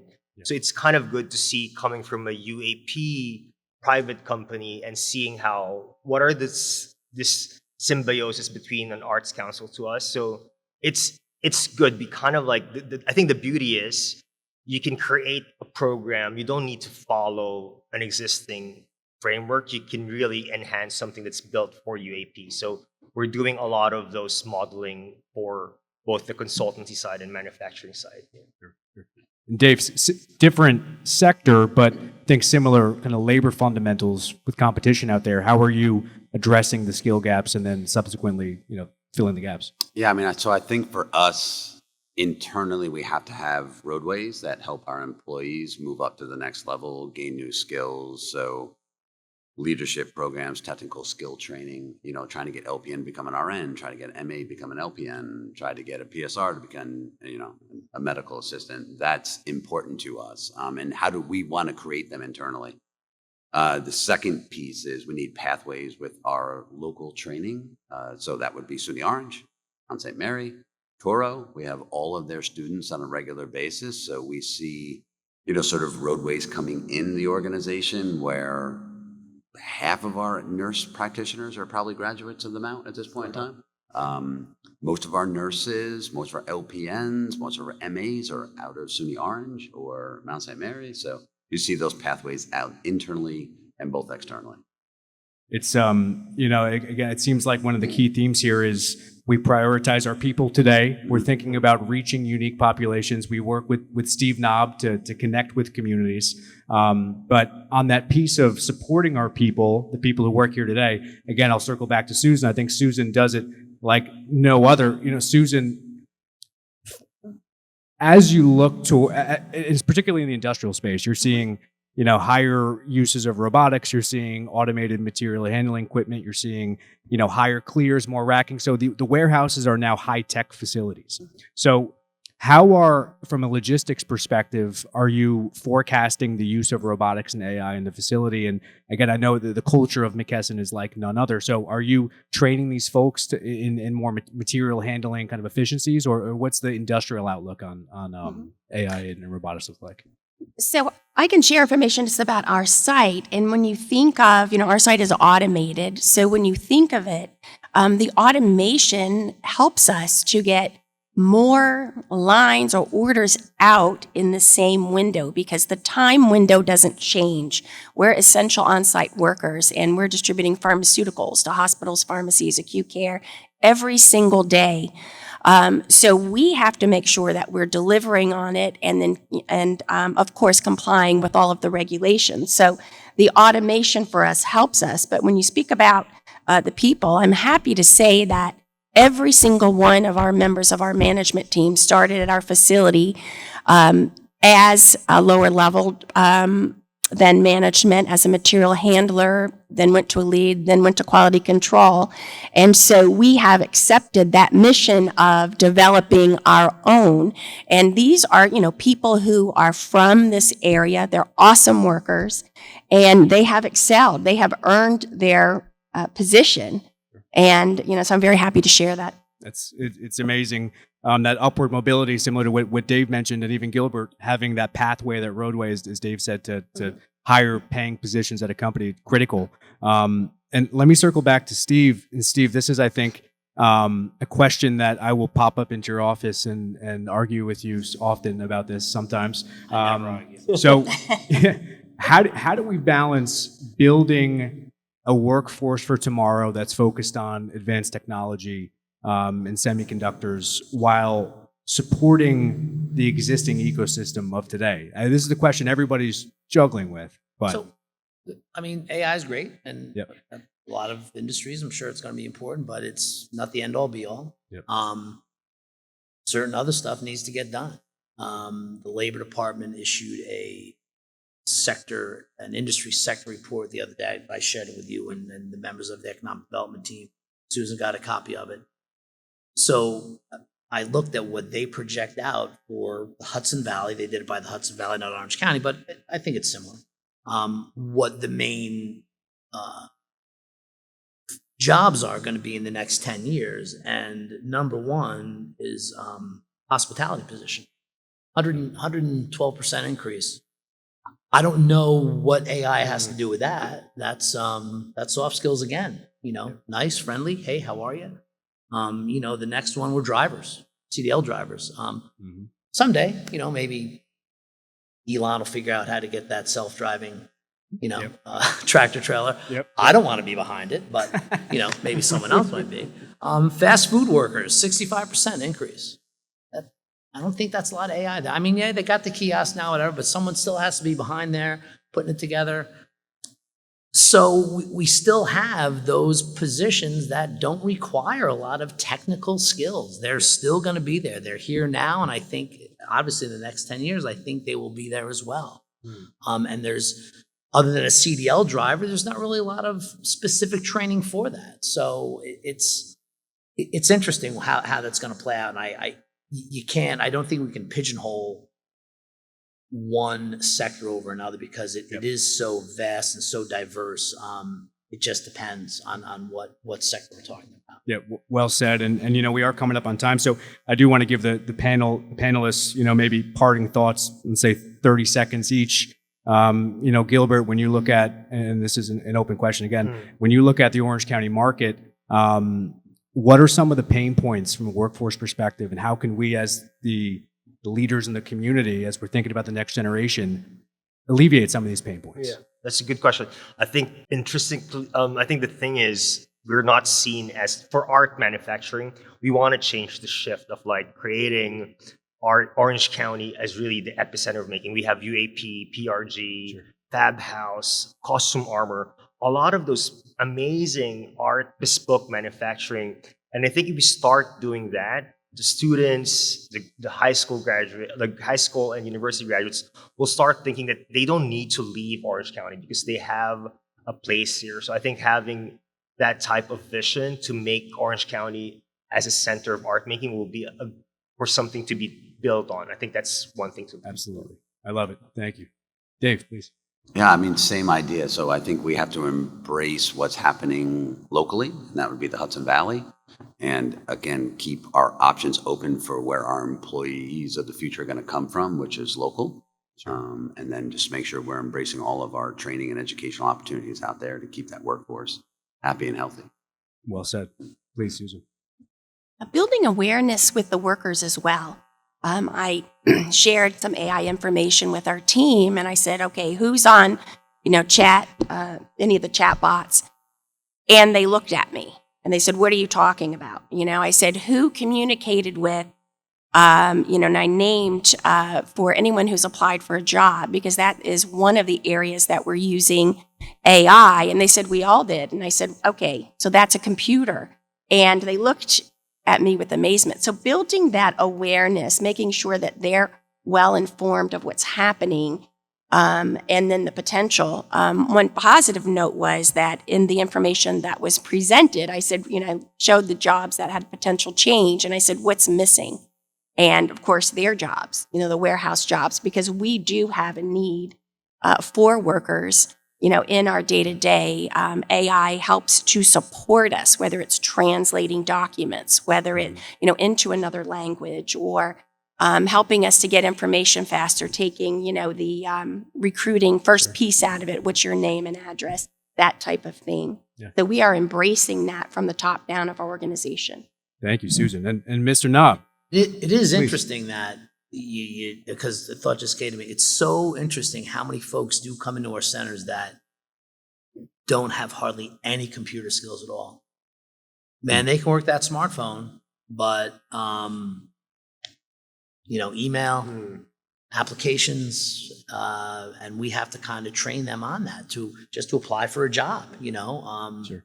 So that is one thing that you kind of take for granted. You think everybody, because they have a smartphone, they know but no, we put them on a computer, or a laptop, it's foreign to them. Yeah, no, it's one of the key themes that I'm picking up here is, and the buzzword in the development world is sustainability. What does it mean, right? LEED certified, LEED silver. It's not just building a building. Sustainability has to be deals with longevity of our market, and that's intrinsically tied to the way we train and build our communities from a workforce perspective. And the folks on this panel are leading the charge. So our work is cut out for us because we're not thinking about today or tomorrow, but we're thinking about the decade. And these are some of the leaders that are going to help us move the needle. But we can't change the market without a collective effort to train the market. So with that, I hope I leave an enthusiastic note, and I'd like to please give a round of applause to our expert panels. So we're going to move right ahead to panel 3, which really has to do with getting our communities ready. And as we move forward, we're going to be doing the same thing we did with our other panels. We'll introduce a county legislator, a good friend, County Legislator Rob Sassy. He's a lifelong Middletown, Orange County resident, grew up in Middletown, attended Middletown High School, attended Siena College and New Paltz for his master's degree. Rob became an educator teaching history at Valley Central Schools for 32 years, 16 of which he was a department chair. He also served as an associate professor at SUNY Orange for over 20 years. Rob retired from teaching a few years ago and entered real estate full-time. With a team of 5 now, he runs one of the top RE/MAX agents in New York State for sales. He is married with 2 children. He's an active Rotarian. He's on the Boys and Girls Club of Orange County. He's a Little League coach, supports Youth and Government Day, and has been a big advocate of Youth and Government Day in Orange County. And he's a classic car buff. Mr. Sassy has served in the Orange County Legislature representing many communities. In fact, I also met Mr. Sassy many years ago when he represented a different district of the city of Middletown. He's currently chair of the Personnel and Compensation Committee. To introduce your third panel, ladies and gentlemen, Rob Sassy. Good afternoon, ladies and gentlemen. The best politicians are the ones that move quickly, so let's get right to the panel. Okay, now it's a privilege and honor to be here. Thanks again to Steve Gross, done a wonderful job 3 years in a row, and all the esteemed colleagues that are here today, all the county employees, elected officials, tremendous lineup, our business leaders, and the list goes on and on. Orange County is a great place. We've all heard that over and over today, to live, work, and to raise a family, which I've done and many of you have done as well. So panel number 3, we're short on time here. Let me get right to it. As I read your name and bio, please make your way on stage. Our first panelist is Donna Conklin. Donna, come on up. She's a native to Newburgh, has owned and operated daycare centers in the Hudson Valley since 2005, while her original background is in the construction industry. After her youngest son was born, she noticed the need for quality childcare in the Mid-Hudson region. This realization ignited a new passion that still burns bright 20 years later. Donna enjoys advocating for children and child care providers alike. She serves as chair-elect of the Orange County Chamber of Commerce, vice chair of the Montefiore St. Luke's Hospital Foundation Board, and is a member of the Orange County Foreign Trade Zone Board. Donna has planted her roots in the community and feels accomplished in knowing that her grandchildren will someday benefit. Welcome, Donna. Our second panelist is John Capello, a partner at J&G Law since 1988, focuses on land use and municipal law. He represents private developers and large-scale projects, serves as attorney for planning and zoning boards, and leads the firm's Green Team, advising clients on emerging opportunities and sustainable development. John has made numerous presentations on zoning, land use, and sustainable development. He co-chairs the New York State Bar Association's Committee on Land Use, Green Development, and Environmental Law. John has experience engaging in several charitable and civic organizations, including former board member O Plus Festival, former president, Orange County's Regional Economic Community Action Program, or RECAP, trustee of the Josephine Louise Public Library, former vice president, Mid-Hudson Habitat for Humanity, Pattern for Progress Affordable Housing Committee member, completed a marathon for the Leukemia Society team, and he's a recipient of the 2015 Orange County Human Rights Commission Award. Welcome. Thank you, John. Next panelist, Inaudi, come on up, is our own Orange County's own Inaudi Gill. She is the executive director of the Orange County Human Rights Commission and holds a master's in science from SUNY Hunter College and an executive certification for diversity and inclusion from Cornell. Born in the Dominican Republic, Inaudi immigrated to the United States as a child and has lived in the Hudson Valley since 2003. She has worked tirelessly for over 20 years on eliminating oppression, racism, sexism, homophobia, and gender inequality in her community. Her expertise includes working in the areas of social justice, diversity, equity, accessibility, inclusion, and gender violence issues, namely intimate partner violence, sexual assault, and human trafficking. Inaudi has volunteered her time on numerous state and local boards and committees, including currently serving on the boards of directors for Cornerstone Family Health Center, the Desmond Center for Community Engagement and Wellness, and the Community Foundation of Orange and Sullivan. Previously, she served on the boards for the New York State Coalition Against Sexual Assault, Leadership Orange, the Orange County Cultural Equity Task Force, the Newburgh Ministry, the Orange County Coalition Against Domestic Violence, and the Northeastern New York Coalition of Crime Victim Service Providers. She currently also sits on the Orange County Think Differently Committee, the Welcome Orange Initiative, and the Diversity, Equity, Inclusion Committee for Leadership Orange. Welcome, Inaudi. As you can see, we have some real heavy hitters here all morning long and all day long here. Tremendous talent in this room. Our next panelist and our panel moderator is Adam Bosch. Adam has joined us here on stage. Adam is the president and CEO of Hudson Valley Pattern for Progress, a policy planning and research organization that was founded in 1965. Pattern focuses its regional planning and research on a number of topics that are important to the growth and vitality of the region, including housing, downtown revitalization, infrastructure, transportation, community planning, and more. Bosch began his career in journalism, working as a reporter and editor at a number of newspapers and magazines, including the Times Herald Record and the New York Times. His work in journalism earned 6 Associated Press Awards for investigative reporting, depth reporting, and breaking news coverage. Bosch also served as an adjunct professor of journalism for 10 years at SUNY New Paltz. After leaving journalism, Mr. Bosch worked for 10 years as Director of Public and Intergovernmental Affairs for the New York City Water Supply System, the largest municipal water system in the United States. He was responsible for community outreach, intergovernmental affairs, and education programs. His work also focused on explaining the long-term operation, maintenance, and protection of the water supply as New York City pursued $8 billion in upgrades to dams, aqueducts, and treatment facilities in the region. Bosch serves on the governor's Mid-Hudson Regional Economic Development Council and authored its new strategic economic development plan that outlines goals and priorities for incentivizing economic development through our region. Bosch was born and raised in Newburgh. He now lives in Ulster County with his wife Jennifer and their 11-year-old son Tristan. He earned his bachelor degree from SUNY New Paltz and his master's degree from Columbia University in the city of New York. Welcome, Mr. Bosch, and panelists.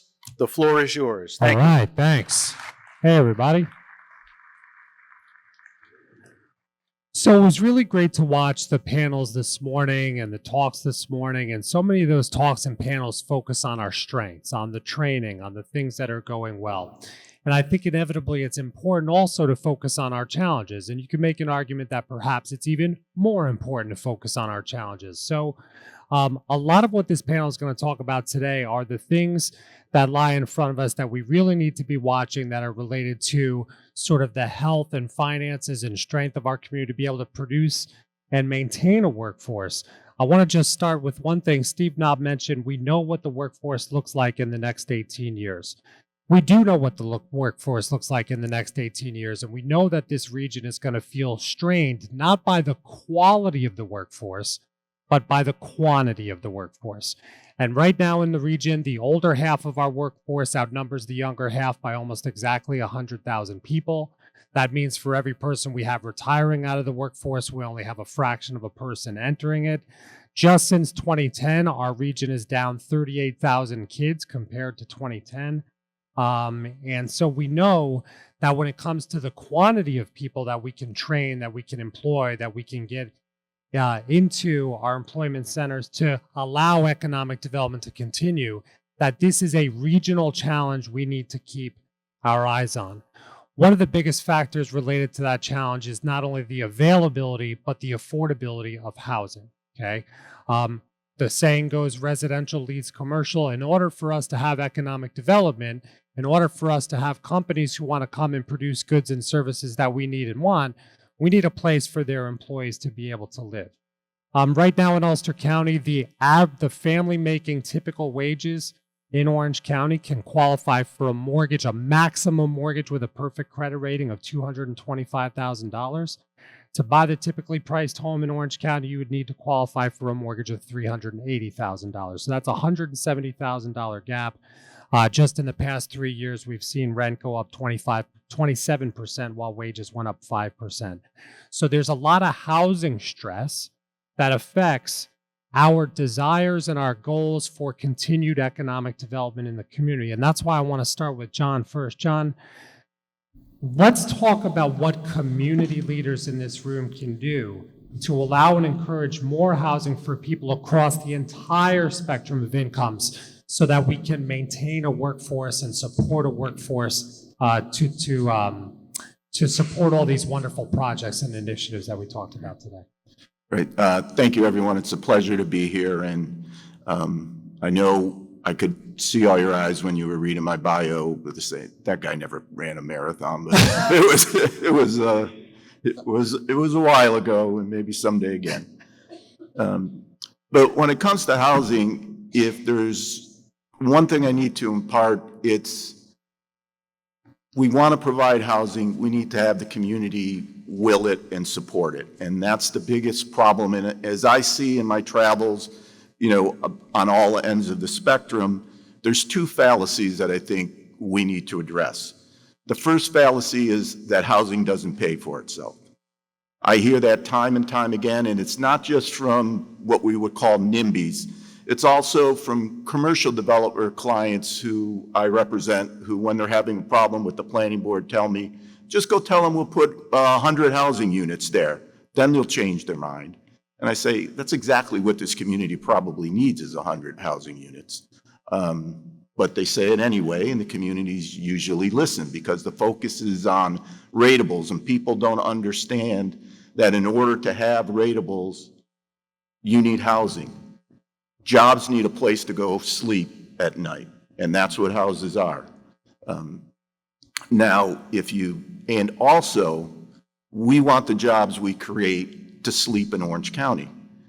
That's very important because it's not only that the commercial facility will be pay rateable. When that middle level manager at Legoland moves to the area and looks and says, well, within a 40-minute commute, I could live in several different counties in the area, or I could actually live in Pennsylvania or New Jersey. If that person chooses to live in Orange County, when that person takes their family to a restaurant, it's probably going to be in Orange County or locally. When they need home repairs for the home they buy, they're probably going to hire local plumbers, local electricians. They're going to use local dentists. They're going to use local health care. They're going to have dance instructions and martial arts constructions or classes for their children at night. They're going to pay real estate taxes that are going to provide salaries and payments for our teachers, for our police, for our fire protection.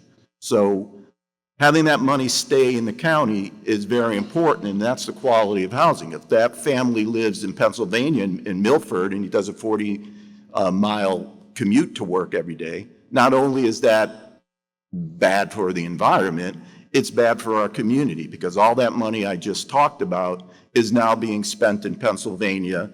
Orders online are paying sales tax in Pennsylvania, and we're not getting the full advantage of the jobs we're working so hard to create in this area. The second fallacy is that low density housing is more protective of the environment. It's exactly the opposite. Denser, more diverse housing opportunities developed in areas that can sustain them around our villages where there's central water and sewer that can be provided are much more sustainable. They provide walkable communities. They provide more diverse housing opportunities for the entire economic strata of our area, which promotes diversity, as Naudi will be able to tell you, for race, gender, accessibility. And by economies of scale, those developers can incorporate green design features that will actually be more protective of the environment. And it will also house the people we need to house, the people who really are the heart of our community. I was driving by a community I'm near, and I'm not going to mention the community, but there was a housing development that had been over 20 years in the making. It's finally being developed, and I looked at it, and it's directly across the street from the high school and middle school in an area with access adjacent to a new Dollar General in the vicinity of 3 separate villages. The sign on the placard when you drive in the drive says housing starting at $799,000. Now, God bless the developer. If it's the original developer, I knew him and he's a great guy, but that's not the housing we need across from our high school and middle school. None of the teachers in our school are going to be living there. None of the, unless one of the spouses is a doctor, none of our, the workers, the staff there are going to be living there. None of our police officers are going to be able to live there. None of our volunteer firemen are likely going to be able to live there. None of the technicians, the nurses, the staff at our local hospitals are going to be able to live there. So we have to identify, and someone making whatever the average salary is going to be at a chip factory that we're working so hard to attract are not going to be able to live in that development. So we have to understand and we have to educate not only our politicians, but our community. A lot of times we put a lot of stress on our politicians in our local town or village boards to do the right thing.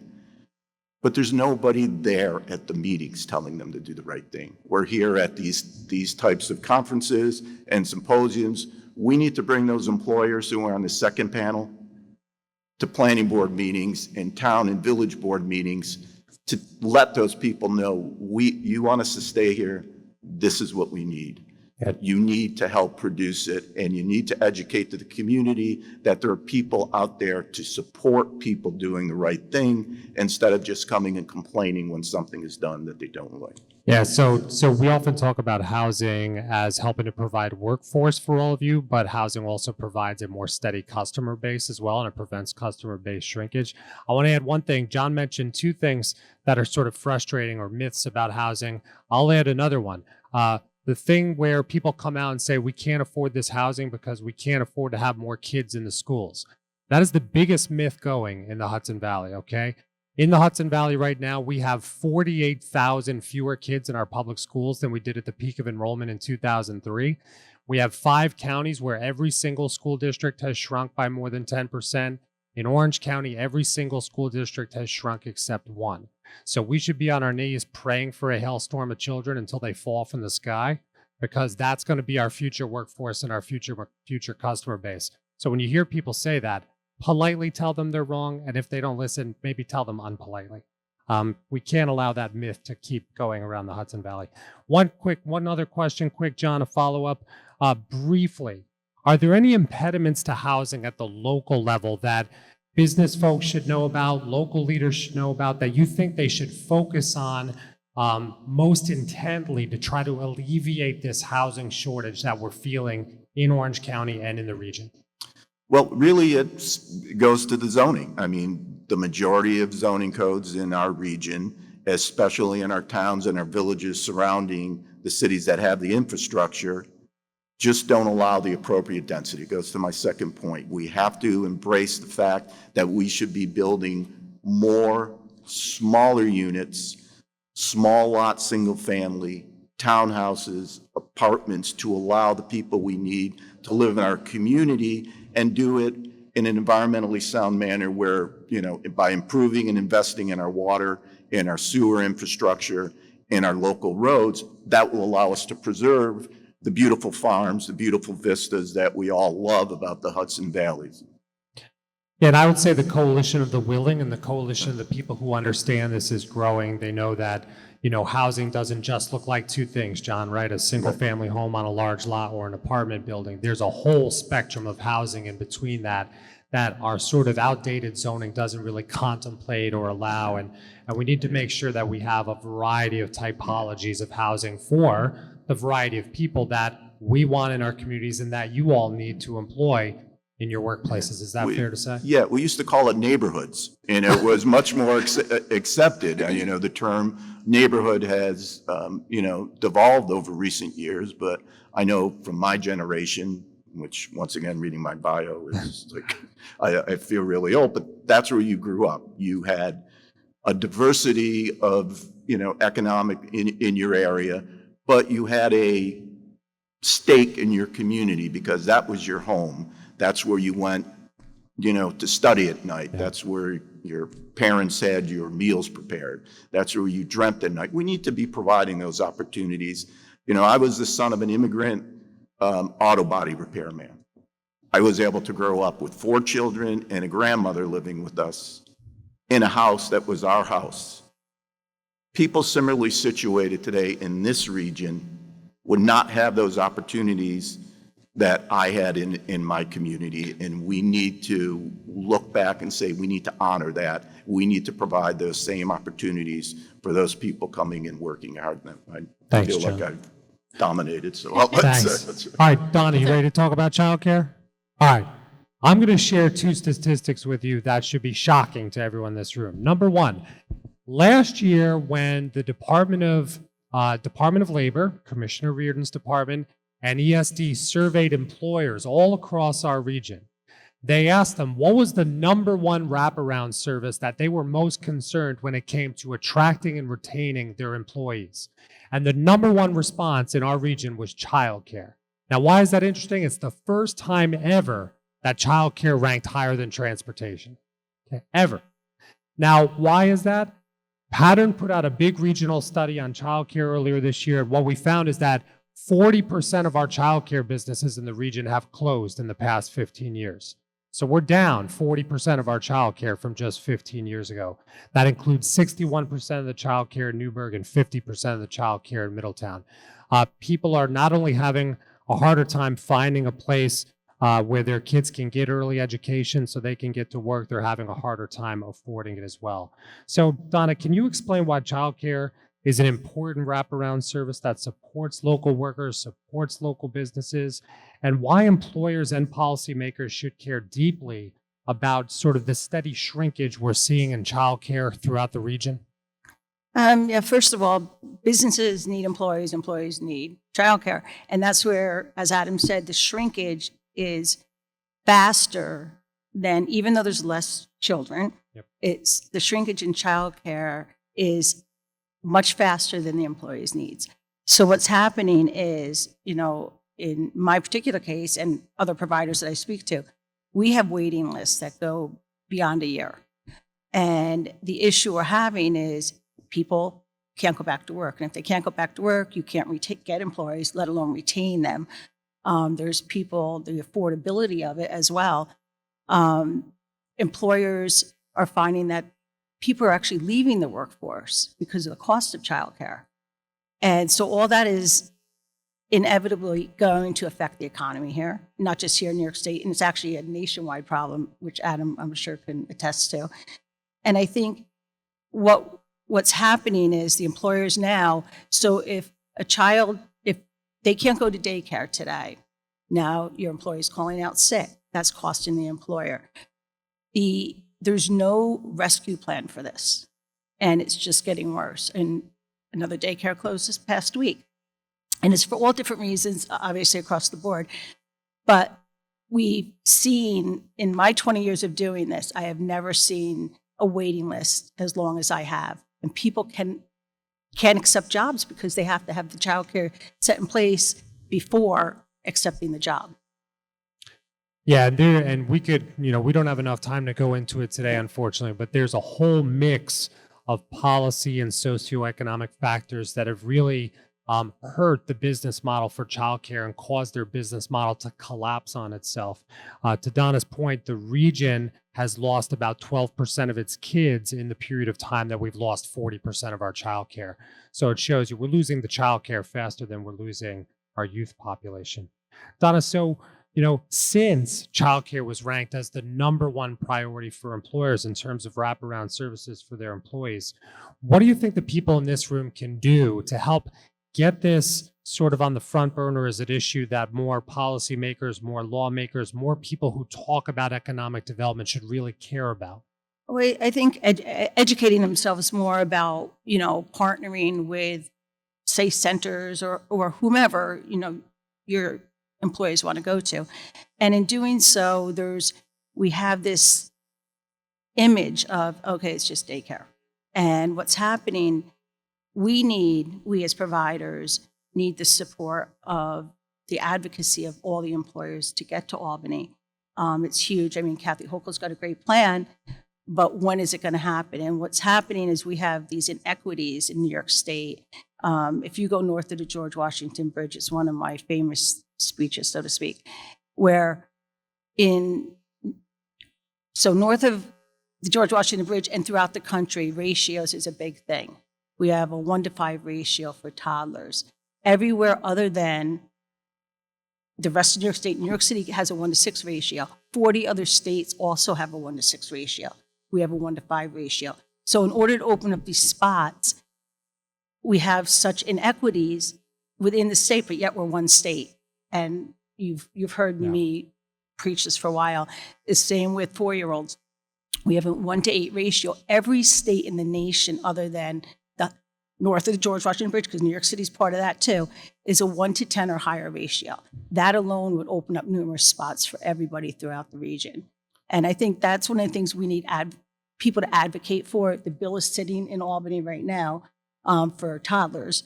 And if we had that, we can open up more spots and help people. But as far as the employers, maybe come up with a plan. If, you need to retain your employees, you have school holidays,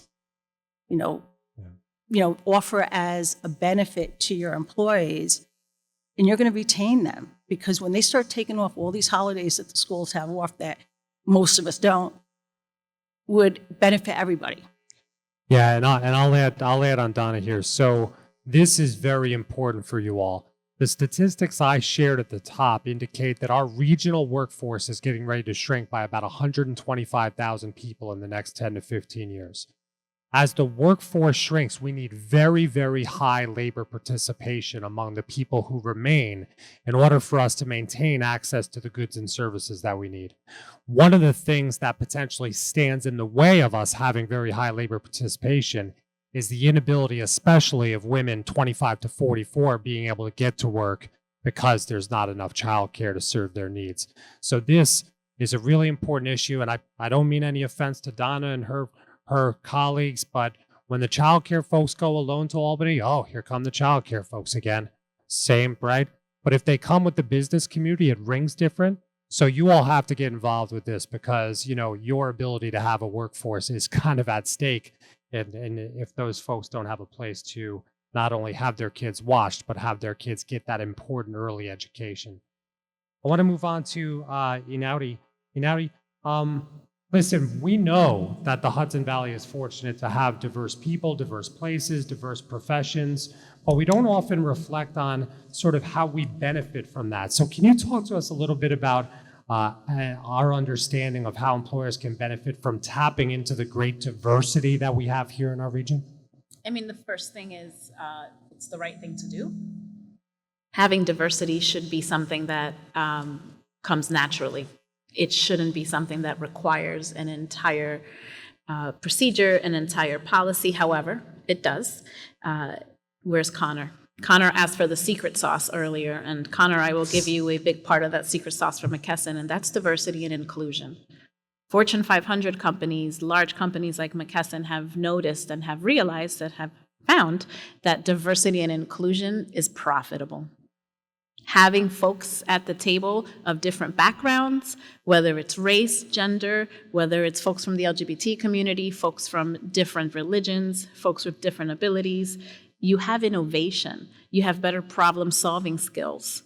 When you have diversity, the next step to that is inclusion and what you do with it, right? Because diversity is what you have, inclusion is what you do with it.